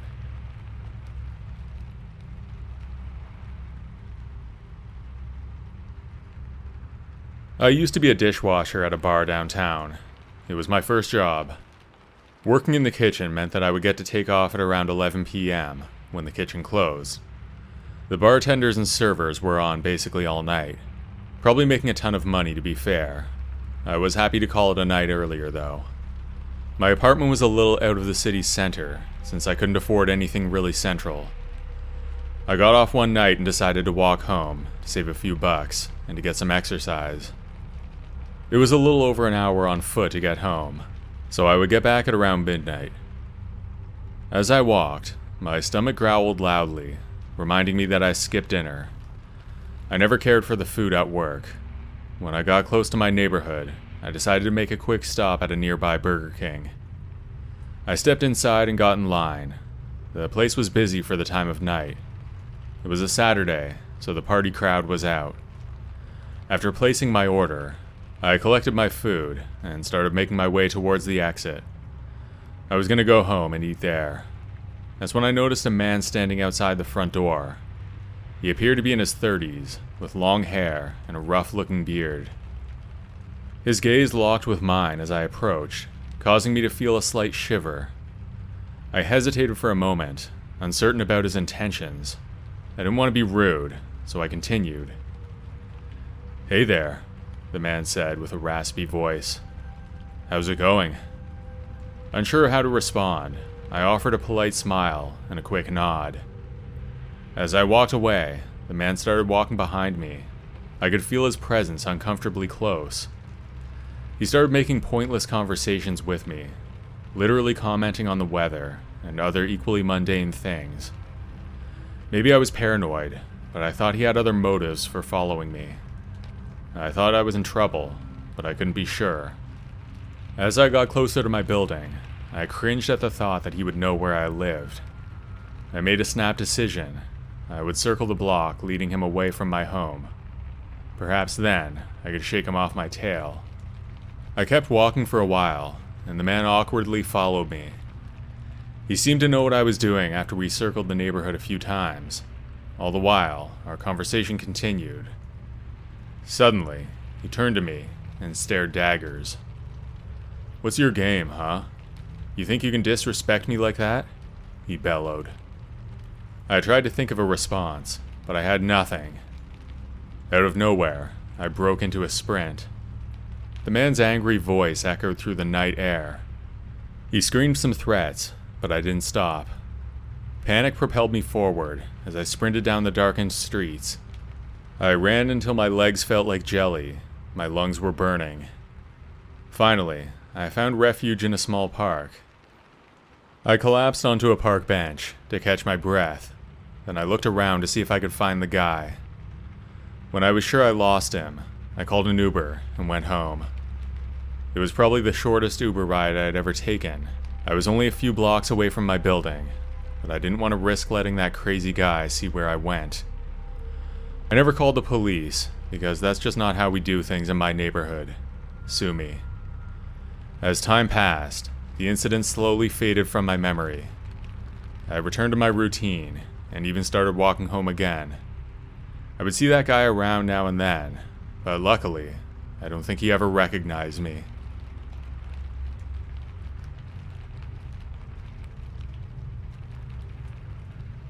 This happened a few years ago when I was in the 10th grade. I was hanging out with some of my buddies, Brandon and Mike. It was a Saturday night, and we were walking around our neighborhood, looking for a spot to chill out. We had been at a party earlier, but we decided to leave and hang out in the neighborhood instead. It was around 11 p.m., which was late enough that pretty much everything was closed. We knew we weren't going to find anything super exciting to do, but we just kept walking around and talking. We ended up at this retail complex not far from my house. All the stores had closed for the night, but we found a picnic table in the empty parking lot and sat down. There was a Burger King and a furniture store right in front of us. Both were completely dark. I think the table that we were sitting at was for the employees, where they would go for their breaks or for lunch. We sat there talking for 10 or 20 minutes, but after a while, a van rolled up next to us. It caught our attention, and we looked over to see an older guy in the driver's seat, and another guy, probably middle-aged, in the passenger seat. The older guy had long gray hair and a brown button-down shirt. The young guy had a blue baseball hat and a gray jacket. They started asking us some strange questions. They wanted to know how long we were there, and if we'd seen anything unusual. It was a bit weird, but we told them we hadn't seen anything out of the ordinary. They seemed satisfied with our answers, and drove off. I felt a bit creeped out by the encounter, but we continued hanging out anyway. It all happened really quickly, but we shrugged it off and went home after another half hour. A few days later, we heard on the news that an electronics store in that very complex had been robbed that night. I was pretty sure those guys had something to do with it. It was even more chilling, because I think the reason they approached us was to see if we had seen anything. The funny part is that we didn't until that guy came up to us. After that, I reported what we had seen to the police. If they left us alone, we wouldn't have even noticed. The police took our account of what happened that night, but we never heard back. I think that means they weren't caught.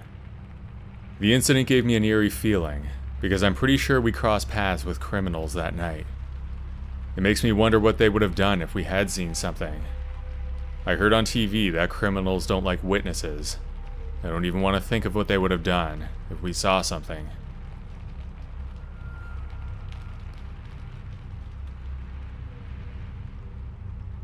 This happened last year in early April.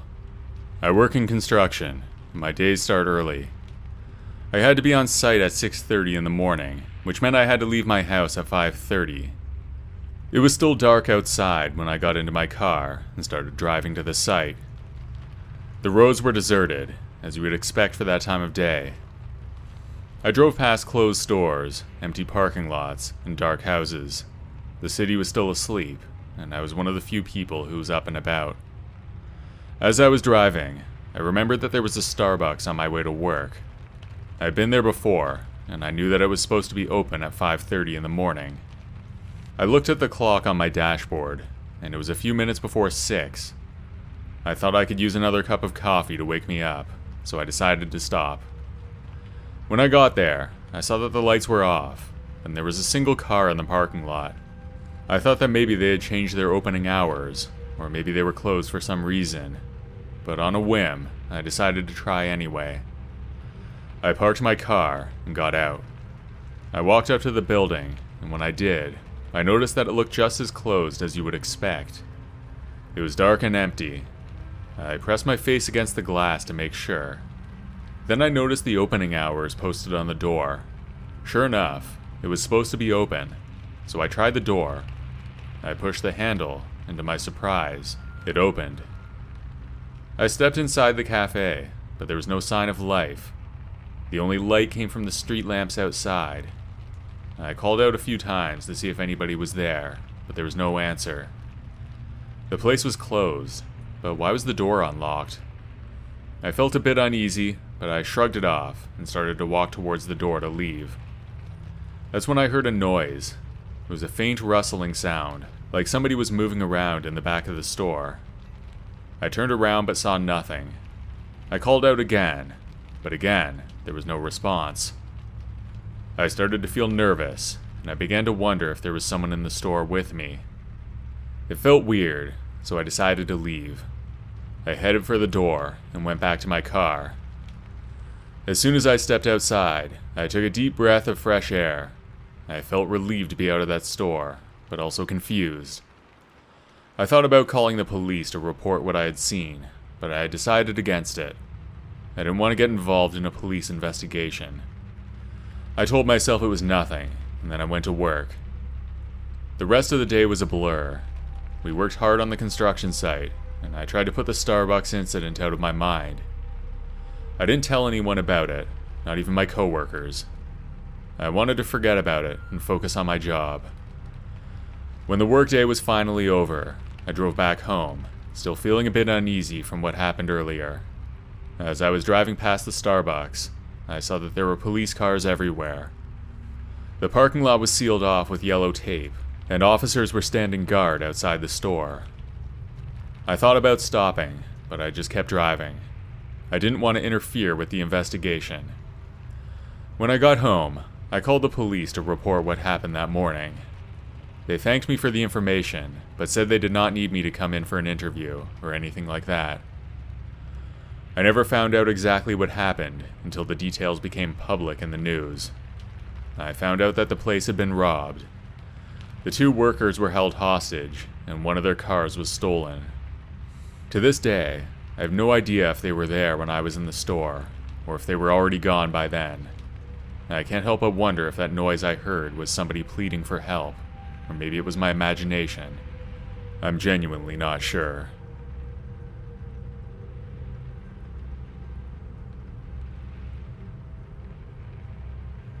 This happened around 10 years ago, but I still tell the story often. I actually quit my job at Starbucks because of what happened. I just decided it wasn't worth the minimum wage I was getting paid. It wasn't all bad though. Every morning the aroma of freshly brewed coffee permeated the air. I never got sick of the smell. I don't think too many people in the food service industry can say that. It was a busy place, with many customers from early in the morning all the way until late at night. I was constantly surprised by how many people drank coffee at night. I had been working there for 3 years at the time. My colleagues and I were a tight-knit group, and we worked well together. One busy Saturday morning, a woman came in and ordered a venti latte. She was about 40 years old and seemed to be in a hurry. She looked angry, but I didn't judge at first. I greeted her with a smile and got to work making her drink. I added the espresso, steamed milk, and topped it off with a dollop of whipped cream. I handed her the cup, and she took a sip. This isn't right, she said, handing the cup back to me. It's too sweet. I'm sorry about that, I replied, taking back the cup. Let me make you a new one. I remade the latte, this time cutting back on the sugar. I handed it to her, and she took a sip. It's still not right, she said, her voice becoming more irritated. I was starting to get frustrated. I'd made the latte exactly how I was supposed to, and I couldn't understand what was wrong. But I remained calm and professional, and offered to make it again. The third time, I was determined to get it right. I made it with just a hint of sugar, and handed it to her. This is ridiculous, she exclaimed. I can't believe you can't make a simple latte correctly. I could feel my patience wearing thin, and I muttered something sarcastic under my breath as she walked away. But that was a mistake. The woman heard what I said and turned around. She walked back over to me in a rage. I was expecting her to yell at me or ask for the manager or something, but she didn't. She wound up and threw the latte right at me. I ducked and got out of the way for most of it, but it missed me by inches, splattering all over the counter behind me. I was shocked and angry. I stood up and looked at the woman. She was breathing heavily, seething with anger. I didn't bother saying a word to her. She was still on the other side of the counter, so I wasn't really scared. I immediately called the police. The customer was arrested and charged with assault. There were many witnesses who were willing to vouch for me. Like I said earlier, I decided to quit after this incident. This wasn't the only horrible customer I've dealt with. I could tell you other stories, but this one is by far the worst. I could have been seriously burned and injured by that woman. It just wasn't worth it to work there anymore.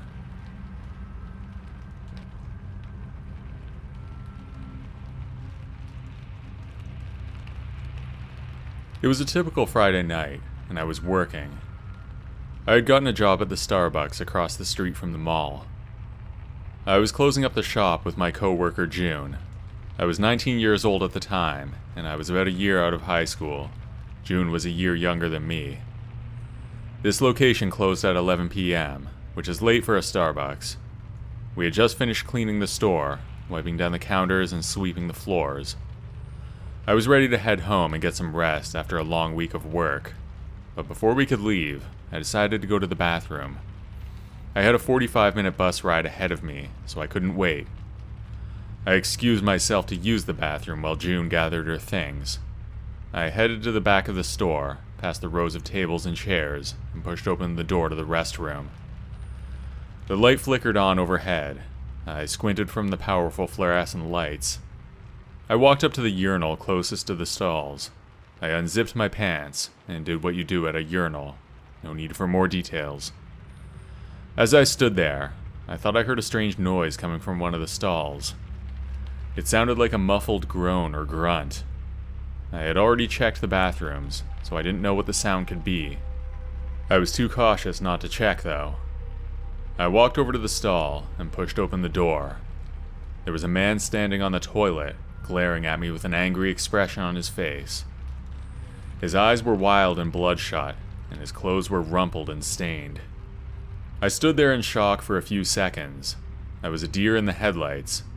After I came to my senses, I realized that the man was clutching a knife in his right hand.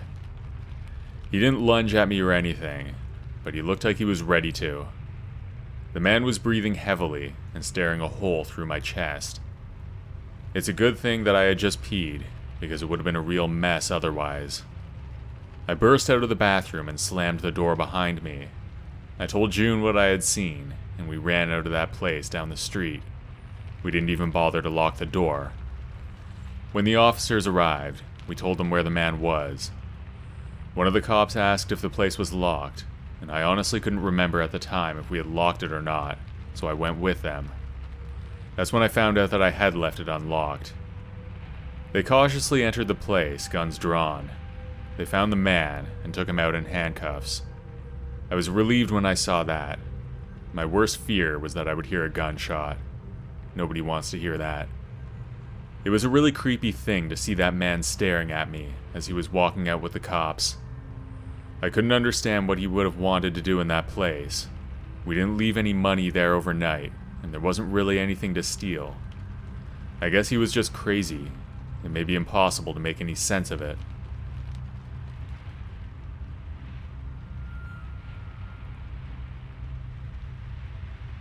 I used to work in one of those rest stops that you see on the side of the highway sometimes.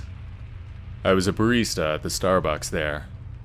This particular place was just a counter with common seating for the other places in the area. It was really more like a shopping mall food court than anything else. It was right next to the public washroom, though. That's where my coworkers and I went to the bathroom as well. It was just another day on the job when I was scheduled for the morning shift. The line was packed, and I was frantically trying to keep up with the orders that were pouring in. It was just me and one of my coworkers there. It was a lot of work for just the two of us, but it was a small store, and there was really only room for 3 of us at the most. I was serving a customer when I saw a creepy-looking man walk past.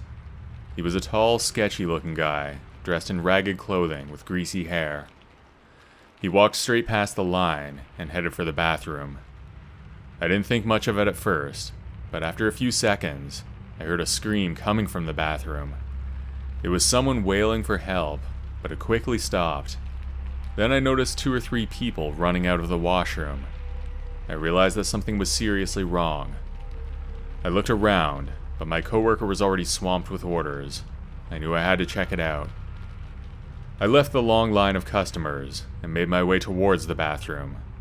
As I approached the door, I could hear muffled voices and shuffling noises coming from inside. I stopped for a moment, then I took a deep breath and pushed the door open. Inside, I saw 2 men. One of them was holding a gun, pointing it at the other. The victim was trembling and looked like he was about to pass out. The attacker glared at me with a crazed look in his eyes. I quickly closed the door and ran back to the counter. My hands were shaking as I called for security and explained what was happening. Thankfully, there was a security department in that place, and there was also a police officer assigned to the rest stop. Because of that, help was there in what seemed like less than a minute. I pointed out the attacker, and the officer quickly apprehended him. The victim was taken to the hospital, but he had no serious injuries. It turned out that it was just a random act of violence against a stranger. The attacker was simply trying to rob him. I have no idea why he picked that guy. Maybe it looked like he had money, or maybe he seemed like the kind of guy who wouldn't fight back. I'm not sure, but it was definitely a bad day for that guy. I can only imagine. After that incident, I finished my shift and went home. I couldn't stop thinking about what happened. It was a close call, but I was glad that I was able to help. When I returned to work, it was like nothing even happened. The place was a constant revolving door of customers, and none of them had any idea of what we experienced that day. I quit a few months later because I found a new job closer to my apartment. I currently work in a pretty rough part of town, and it's only been 6 months, but nothing close to that has happened yet.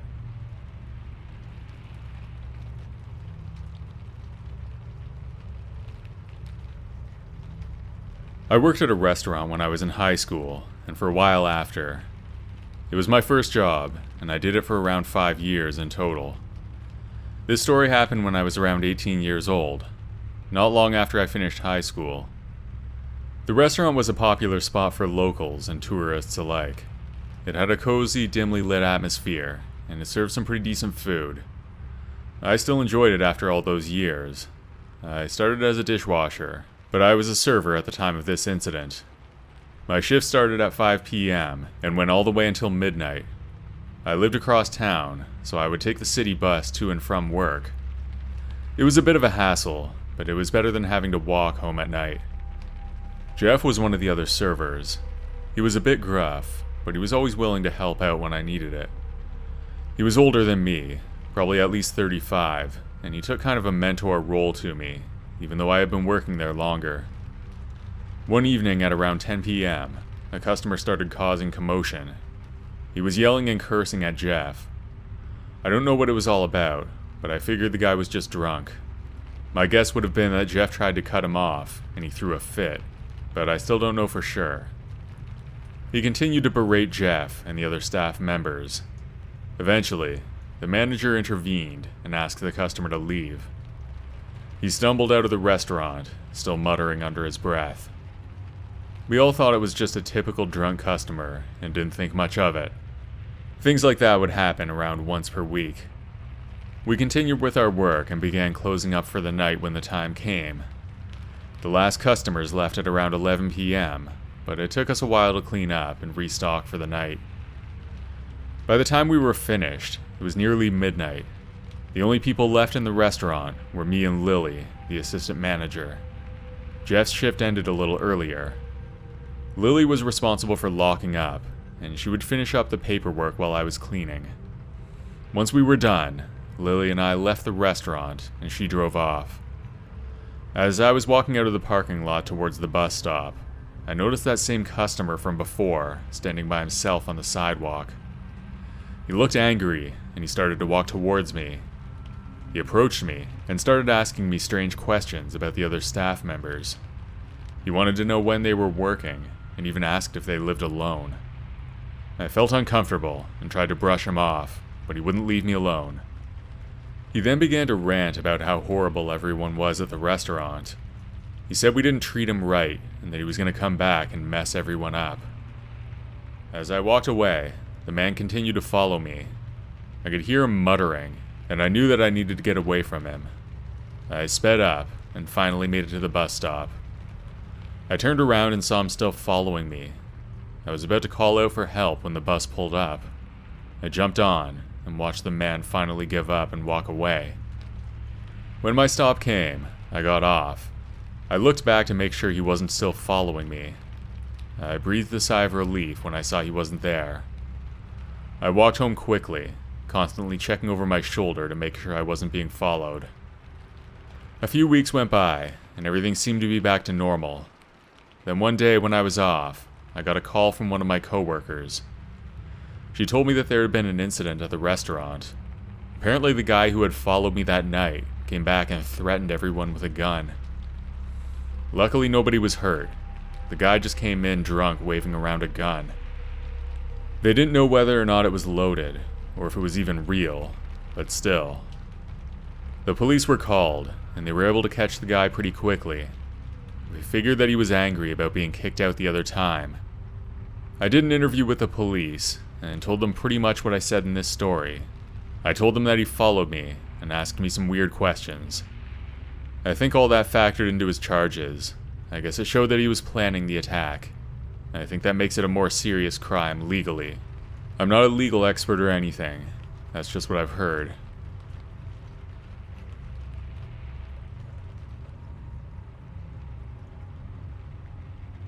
I've been a police officer for 8 years. When I was a rookie, I did the night shift often. It was almost always painfully boring, because there was not much crime in my city. That has changed since then, but that's another story. Things were really uneventful at the time. It was a quiet night on the streets of the downtown area. I was patrolling the city, keeping an eye out for any suspicious activity, but not expecting much. I was driving down one of the smaller streets, which was technically part of the college. It was a student area of the city, and it was also right in the downtown core. It was around 3 a.m., and everything was closed. The streets were deserted, and all the businesses were shut for the night. The only light came from the street lamps, and from my headlights. I turned onto a larger street which was filled with pubs and restaurants that were popular spots for the students. Eventually I noticed one of the restaurants that looked like it had a faint light on. I couldn't help but wonder why it would be open at such a late hour, especially when everything else in the area was closed. I knew that something was wrong, because everything had to be closed by 2 a.m., so there was no way it was open. This place was the only one with a light on. I figured it could have been left on by accident when the staff closed the place. I decided to check it out anyway, just to be thorough. I pulled over and parked my car on the street, and then I got out. I walked to the front door of the restaurant, and noticed that it was open slightly. It was unlocked, and not quite latched.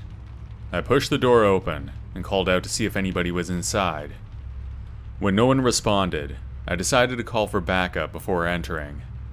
I called my sergeant and asked for another unit at the location. Next, I made my way into the pub and called out again, but still no one answered. I could see that the lights were on in the back, where I figured the kitchen probably was. I slowly made my way towards the light. As I entered the kitchen area, I saw that the lights were indeed on, but there was nobody there. It was eerily quiet. One of the fluorescent lights was flickering, adding to the creepiness of the situation. I walked around the kitchen for a minute, and I noticed a small pool of blood on the floor. I drew my gun, fearing that there might be someone hiding nearby. I continued to call out, but now I was actually hoping that no one would answer, and I got my wish. There was nothing but silence. It wasn't long after that my backup arrived. We secured the scene and searched the entire pub, but there was nothing there. We couldn't find any additional evidence of what happened, or who the blood belonged to. The incident was thoroughly investigated, but we never found out what happened that night. It was a mystery that still haunted me years later. There were no missing people reported in the area at the time, and there were no reports of assault around that time either. The restaurant was located near the local college, which made me wonder if a student had been involved. However, without any leads, it's impossible to say for sure. Over time, the restaurant continued to be a popular spot for students who would often gather there for a drink or a bite to eat. It was a strange feeling to know that something so terrifying had happened in that same place. Years later, as I patrolled the streets of the downtown area again, I couldn't help but glance at that restaurant as I passed by. It looked like any other place, with its bright lights and lively music, but I knew that something dark had once happened there.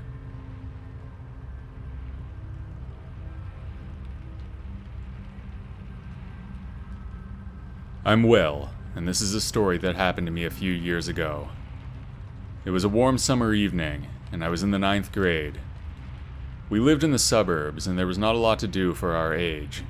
None of us had our driver's license, so we were pretty much confined to our neighborhood. There was a small commercial area with a coffee shop, a grocery store, and a few other businesses, including a KFC. My friends and I had nothing to do, so we decided to hit up the KFC. We would sometimes go there and buy a single drink just to hang out somewhere. They had free refills, so it could last forever. I know it's dumb, but we were bored. It was around 10 p.m. when we got there, and the place was relatively empty. We ordered a drink and sat down at a table. There were 4 of us, me and 3 other guys. As we were sitting there talking, an older man approached our table. He looked to be in his late 40s. He wore dirty clothes and smelled strongly of alcohol. He looked relatively thin, but he had a large gut sticking out from his shirt. At first he seemed friendly. He asked us how our night was going, and if we were doing anything else after. We responded politely, but we were really hoping he would go away. Not that we were scared or anything, he was just interrupting our conversation. He was really telling his life story, and we were not interested. He told us that he used to be a boxer, and he bragged about his record. He also boasted about some other things that I can't remember. We were all too nervous to say anything to him. We just tried to ignore him and hoped he would leave. Eventually the man did walk away. We breathed a sigh of relief, thinking that the ordeal was over. We knew that the place was closing soon, so we got up and left. My friends and I lived pretty close to each other, but my house was in the opposite direction. I said goodbye to my friends and started walking alone down the deserted street. It was a bit eerie, but I was more concerned about getting home than anything else. I was pretty tired, so I tried to walk fast.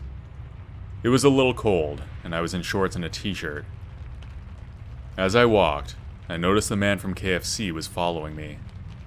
I felt scared, and I quickened my pace. However, the man caught up and called out to me. "Hey buddy, wait up," he shouted. I was pretty scared, but I didn't want to show it. I was concerned that if I ran, he would chase me. I turned around and forced a polite smile, but I didn't stop walking. By then the man started jogging up towards me. He started asking me some creepy personal questions. I was becoming increasingly uncomfortable, and I was fighting my urge to run. Eventually the man tried to reach over to me. I don't know if he was going to grab me or what, but I didn't want to wait to see. I took off running as fast as I could. I looked back, and he was chasing me. I ran for what felt like an eternity. My heart felt like it was going to explode. Eventually I lost him, and I slowed down to catch my breath. I looked around trying to get my bearings, but I realized I had no idea where I was or how to get home. I knew I was close to my neighborhood, but I was so scared that I ran into an area that I didn't know well. I was lost and alone, and I became disoriented. The fear started to set in. I didn't have a phone with me, and there was nobody around to ask for help. I started walking, hoping that I would stumble upon something familiar. As I walked, I turned around and saw that the man was still following me. I could see him behind me. I broke into a run again, hoping that I could get away. I don't know how long I ran for, but eventually I saw a familiar landmark. It was a radio tower with a blinking light that I knew was not far from my house. I followed it and eventually made it home. I told my parents as soon as I walked in the door. We called the police the next day, but nothing was done about it. I was really frustrated because I would see that guy around my town sometimes, and I know he was dangerous.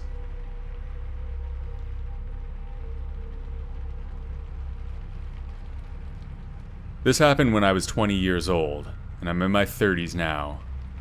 My first job was at a restaurant, and I started as a busboy. I did that for a year or two, and then I was promoted to server. The place was a steakhouse, and it was on the bottom floor of a hotel, so most of the customers were guests of the hotel, and they were from out of town. I had been a server at the restaurant for a few years when this took place. It was hard work, but I didn't mind it. One night I was closing up the restaurant with two of my colleagues, Brandon and Andrew.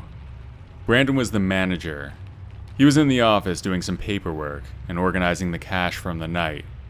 Andrew was a dishwasher. He was in charge of closing the kitchen, and I was responsible for cleaning the dining area. I was sweeping the floor and wiping down tables. Andrew was busy scrubbing the last of the pots and pans in the kitchen. As I worked my way towards the front of the restaurant, I heard a faint tapping on the door. I looked over, and there was a man standing there behind the glass. He was friendly looking, with a mustache and a gray sweatshirt. I assumed he was a customer who had forgotten something, so I walked over to the door and opened it. But as soon as I did, the man burst into the restaurant aggressively. I thought that was rude, but I didn't realize what was happening. I tried to talk to the man and asked him how I could help. Then he turned around and pulled out a large knife. He told me to give him all the money that we had. I stood there with my hands up, almost crying. He told me again to get the money, but I could hardly move. Brandon walked in from the back of the restaurant and saw what was happening. He was carrying a stack of paperwork, and when he saw the man, he dropped it due to shock. Luckily, he was able to compose himself better than I could. He asked the man what he wanted, and he barked at him to get the money. He agreed. Then he went to the back, leaving me alone with the man again. Brandon came back and handed it to the man, hoping he would leave without causing any more trouble. I could see the fear in Brandon's eyes as he handed over the money, but he managed to remain reasonably calm. The man snatched the money from Brandon's hands and ran out of the restaurant, disappearing. We were all in shock, and it took us a few moments to gather our thoughts and realize what had just happened. I ran to the door and looked outside, but the man was nowhere to be seen. He was already gone. We called the police immediately, and they arrived quickly. They asked us a few questions about what had happened and looked at the surveillance footage from the restaurant's cameras. Once they had that, the officers left, and we all went home for the night. It wasn't long before the police caught the man. He had been lurking in a small wooded area near the restaurant. He had a history of violent crimes and was on probation at the time of the armed robbery. The police were able to track him down thanks to the surveillance footage from our restaurant. His face was in full view of two separate camera angles. After the incident, Brandon, Andrew, and I were all shaken up. It was our first and only robbery, and we were all grateful that nobody was hurt. We all took a few days off to recover and process what had happened. The restaurant remained closed for a few days while the police investigated the incident. We returned back to work, and eventually, things went back to normal.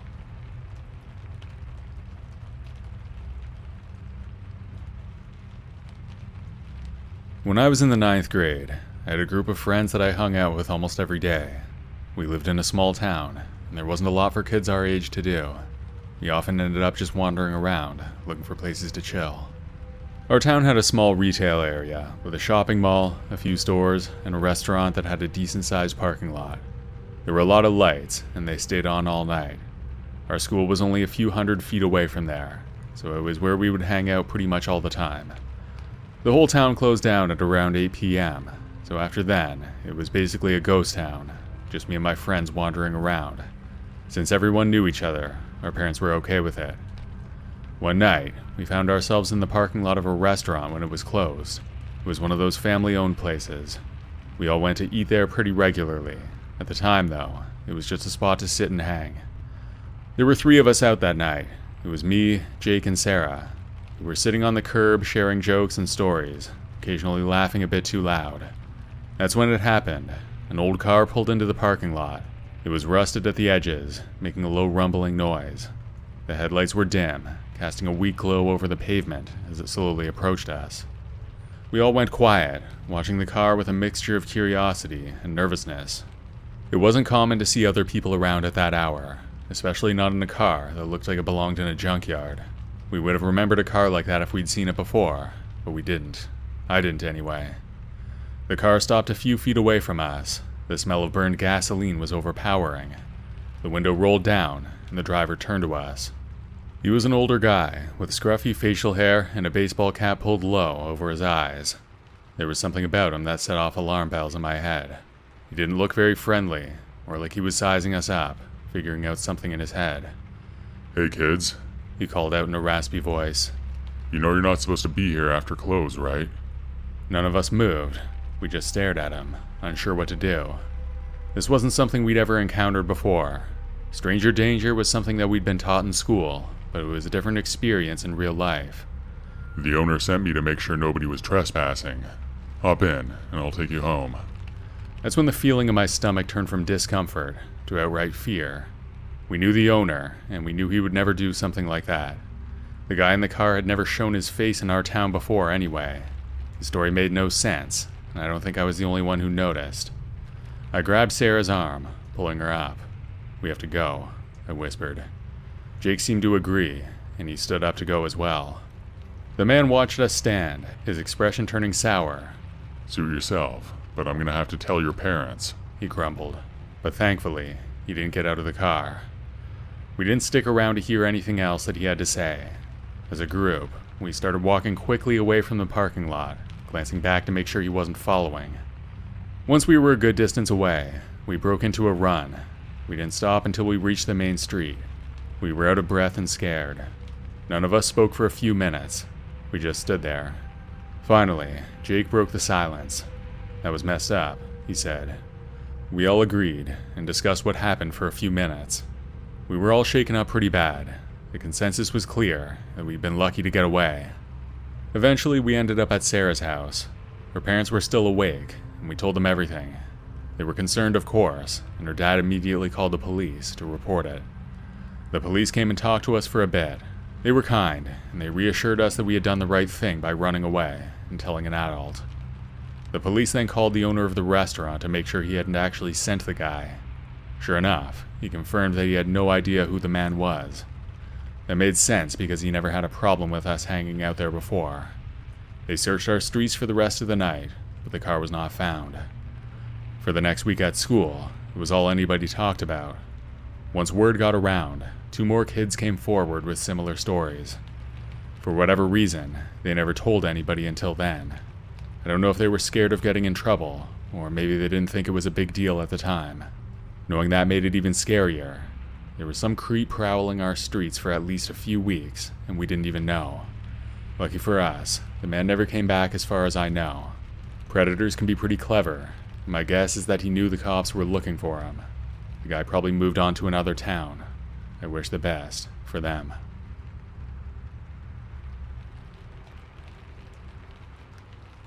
This happened when I was in my second year of college. I worked at a restaurant that was just off campus. 2 of my friends worked there as well, and one of them was my roommate at the time.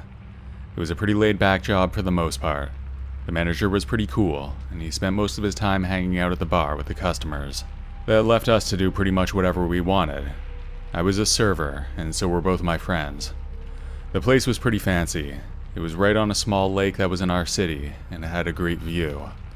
The prices were way too high for us college students, but that usually meant that the tips were pretty good as well. I was working the late shift on a Friday night.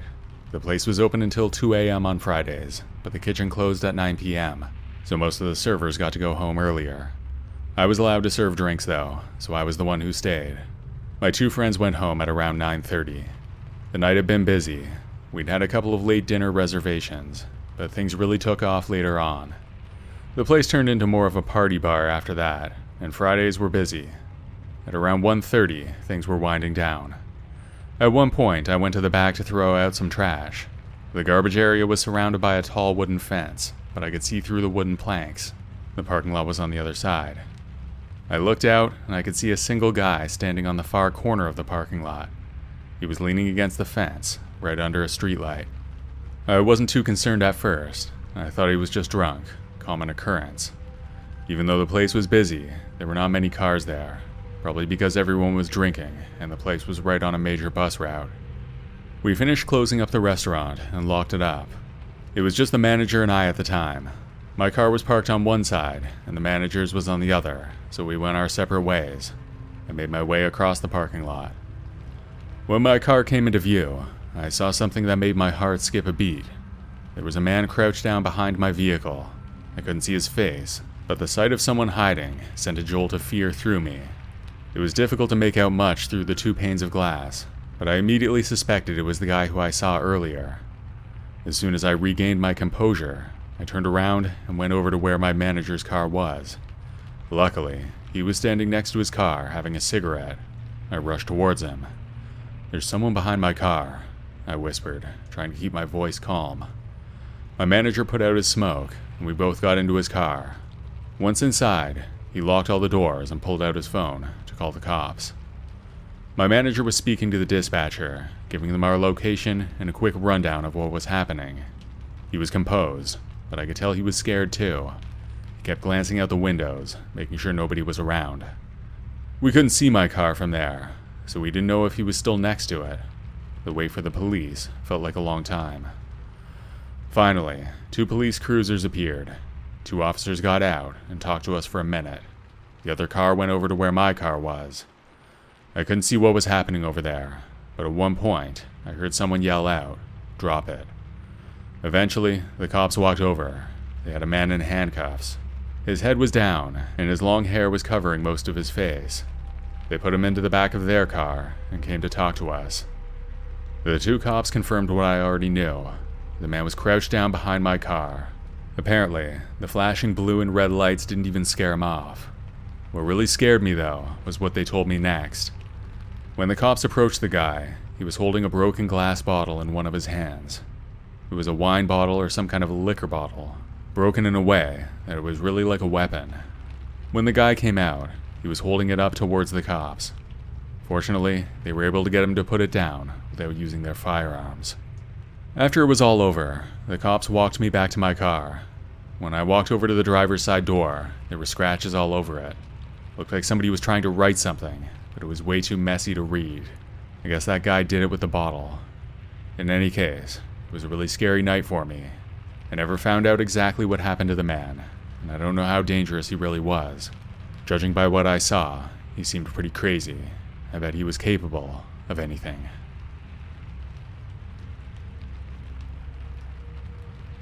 I used to work the night shift at a fast food restaurant, a job I had been doing for about a year at that time. I quit soon after this took place, which was almost 10 years ago. It's been a while, but I remember every detail of these events. It was a rainy night in the fall, not quite freezing rain, but not far off. It was the kind of night where you really don't want to be out. The temperature was probably just a few degrees above freezing.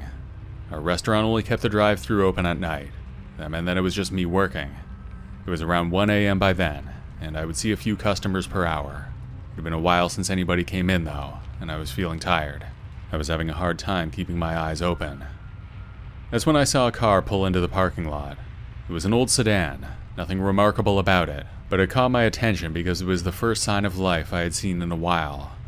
I watched as a man got out. He was tall, and he wore a hooded jacket which covered his face. He was walking towards the front door. Some people don't realize that the inside is closed at night, so I figured he would get the idea and come back around to the drive-thru. But then, I started to hear a pounding at the front door. This guy must not have been the brightest among us, I thought. It went on for a solid minute, and then I decided to go and tell him. I walked through the dining area and to the front door, preparing to explain that he'd need to use the drive-thru. But when I was close, he stopped. As soon as I turned the corner to see the front door, the man was walking away. I shrugged it off and went back to my station, expecting the car to pull up soon. From where I was sitting, I could see the sedan, but it wasn't moving. I kept an eye on it, but after another 5 minutes, it still hadn't moved from its spot. Something about this didn't sit right with me. It was just sitting there, engine off, in the empty lot. The rain was still coming down, and it was cold outside. I couldn't understand where that guy could be. He must have been soaked and freezing out there. After another half hour, I decided to take a smoke break. The night was dragging on, and I needed something to break the boredom. I stepped outside, taking shelter under the small section of roof that covered the perimeter of the building. I propped open the door with a doorstop and stood there, back to the wall. The night was cold, and I wanted to finish my smoke and go back inside. But as I stood there, I glanced over at the sedan. It was odd the way that it sat there. A nagging thought tugged at the back of my mind. Why would somebody park there and not come to the drive-thru? Why did he walk up to the door and then disappear? There weren't any stores around there. It's not like he was using us for free parking or anything. It simply made no sense to me at the time. Out of pure curiosity, I decided to take a closer look. I crushed my cigarette under my shoe and walked towards the car. I walked around it for a minute. The rain was starting to soak through my clothes, so I decided to head back. I turned around to the building, and that's when I saw him. The guy from the car was standing next to the door, which was still propped open. I didn't know what to do. I wondered if that guy was just out there waiting for me the whole time, lingering next to the building. The next thing I knew, the man walked into the door, then kicked the doorstop and locked me out. There I was, stuck out in the rain, while some random stranger took over the building. I was responsible for that place, and let some crazy guy get in. I took out my phone and dialed the cops. For some reason, it took them over 20 minutes to arrive, even though we weren't that far from the station. Once they pulled up, I told them what happened and that the guy was still in there. I had a view of both exits, and the car was still there too, so I knew he was inside. 4 or 5 cops went in soon later. They came out with the guy in handcuffs. They put him into the back of one of the squad cars and took him away. When I went back into the restaurant, I couldn't believe what I saw. The place was absolutely trashed. Food was thrown all over the floor. Ketchup and other condiments splattered everywhere. I walked around for a few minutes, checking out the damage. When I got to the back room, though, the smell hit me. The guy smeared crap all over the wall of our stockroom. I backed out right away and closed the door. By that time, it was past 2 a.m., and I was in no mood to deal with it. I called my boss, waking him up in the middle of the night. There was no way that we could keep that place open for the rest of my shift. It wouldn't be sanitary. I was given the go-ahead to close for the night. My next shift wasn't until a few days later. I don't know the exact details of how the place got cleaned up, but I think my boss took one for the team. Creepy as it was, it would have been even worse if he got in while I was there. The guy must have been crazy, and I don't even want to think about what could have happened if I was in there with him.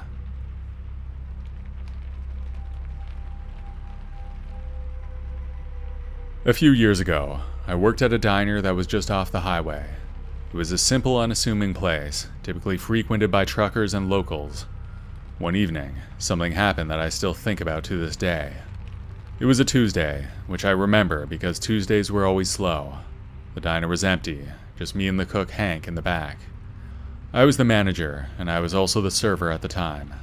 As I was wiping down the counters, I noticed a car pull into the parking lot. It was an older car, and it caught my attention because the driver just parked and sat there without getting out. We were still open, but it was getting late. It was only an hour and a half until close, so I was hoping that if he was going to come in, then he'd hurry. After about 5 minutes, the man came into the restaurant. He was literally the only customer. The man sat at a table in the far corner and ordered a coffee. He also asked if we had beer, but our place was not licensed to serve alcohol, so we didn't. I continued to clean the place slowly as the man sat there nursing his coffee. After about 45 minutes, he paid his bill and went out to his car, but he didn't leave. He just sat there in the driver's seat, didn't even turn on the engine. At first, I didn't think much of it. Maybe he was checking for directions or sending a text. But after half an hour, I started to feel uneasy. The car just sat there, the man barely moving. Part of me wanted to go outside and check if everything was all right, but but I also didn't want to make a fuss over potentially nothing. The car stayed in the lot for what must have been over an hour. Eventually, Hank came out from the kitchen, and I pointed it out to him. He suggested that the person might be waiting for someone, or lost. It seemed plausible, so I tried to push my worries aside. Then out of nowhere, the place was swarmed with cop cars. The sound of sirens was deafening, and the lights almost gave me a seizure. Hank and I watched out the window as the man was dragged out of his car and arrested. He was placed in the back of one of the cars, then 2 officers entered our restaurant. Hank and I stood there in disbelief as they approached us. The cops started out by asking us simple questions, like how long he had been there. After that was out of the way, I gathered the courage to ask what had happened. That's when I found out that the man was a suspect in a robbery that took place earlier in the night. The scariest part is that somebody was actually shot. We didn't know for sure if the guy was the shooter, but that's what I thought at the time. That's pretty much the end of it. I was basically alone with a violent criminal for almost an hour. In that time, he could have done anything to me, but for whatever reason, he didn't. I don't know what was going through his head, but I'm just glad he didn't try anything on me.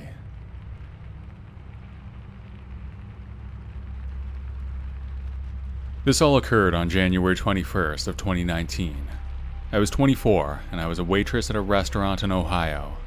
I came into work like any other day to open. My first table was 2 people, a man and a woman, who I'll call Dale and Sarah. I seated them and proceeded to take their drink orders. They both ordered drinks from the bar and some soda. When I came back with their drinks, they complimented my name, which is Mara. They were telling me how unique and beautiful it was, which I get all the time, so it wasn't weird to me. I asked if they were ready to order any appetizers, and they ordered 2 different ones. As I was going to step away to put in their order, Dale asked me if I had a boyfriend. I said yes. Dale said, Of course, a beautiful girl has a boyfriend. He continued to tell me how beautiful I was. Dale then told me that he and Sarah were just friends. When I came back with their appetizers, I saw that I had another table to tend to, right next to them. I started talking to the other table. Dale and Sarah tried to get my attention. Dale was pulling at my skirt. I ignored it, thinking it was rude of him. When I came back to Dale and Sarah, Dale asked if I found Sarah attractive. I found that to be a very strange question to ask your waitress, but I didn't want to be rude because I wanted to tip, so I answered yes. He then proceeded to grab my waist and pull me close to him. I felt my face go beet red. I laughed out of nervousness and moved away from him.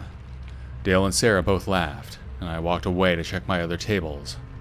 When I went back to give them their entrees and another round of beer, they proceeded to get more inappropriate. Dale asked me if I'd ever had a threesome. I didn't answer, and when I didn't, he asked me if I wanted to have one with them. Again, my face went beet red, and I just walked away. I went to tell my manager. He asked me how big the bill was so far. I said it was around $70. My manager then told me that they were almost done eating, and to ignore it until they were done. He didn't want to kick them out because of how much they were ordering. I said okay, and went back to tend their table. By that time, they had been there for 3 hours. They took up most of my time, considering we were only open for dinner, which was 6 hours. I had to give up some tables because they wouldn't stop talking to me, 15 minutes non-stop, and when I tried to walk away, Dale would either grab my waist or my hand. Sarah then asked what time we closed. I said 10. Again, they asked for more beer. Sarah then asked if I would come home with them after I was off. I replied no thank you. Dale was begging me, saying we could have a threesome and that it would be fun. I was so disgusted with them by that time, and told another waiter to drop off their check. When the other waiter came back to the kitchen, he told me they wanted to ask me something before they paid, so of course I went out there, just so they would pay and leave. Sarah and Dale both told me that they would come back at closing and get me from work. My heart dropped, and I rushed back to the kitchen. I told my manager I'm not going back out there until they're gone. My manager then went back out to grab their payment, but they were no longer there. They left without paying or tipping on a $90 bill. I was so angry because I had to give up tables for them. Dale kept grabbing me and forcing me to stay, talking to me for 15 minutes throughout the night. They wouldn't let me leave their table. At the end of the night, I asked one of the kitchen guys to walk me to my car. Thank God Sarah and Dale were nowhere in sight. After this day, I learned to speak up and no longer let people walk all over me or take advantage of me in any way.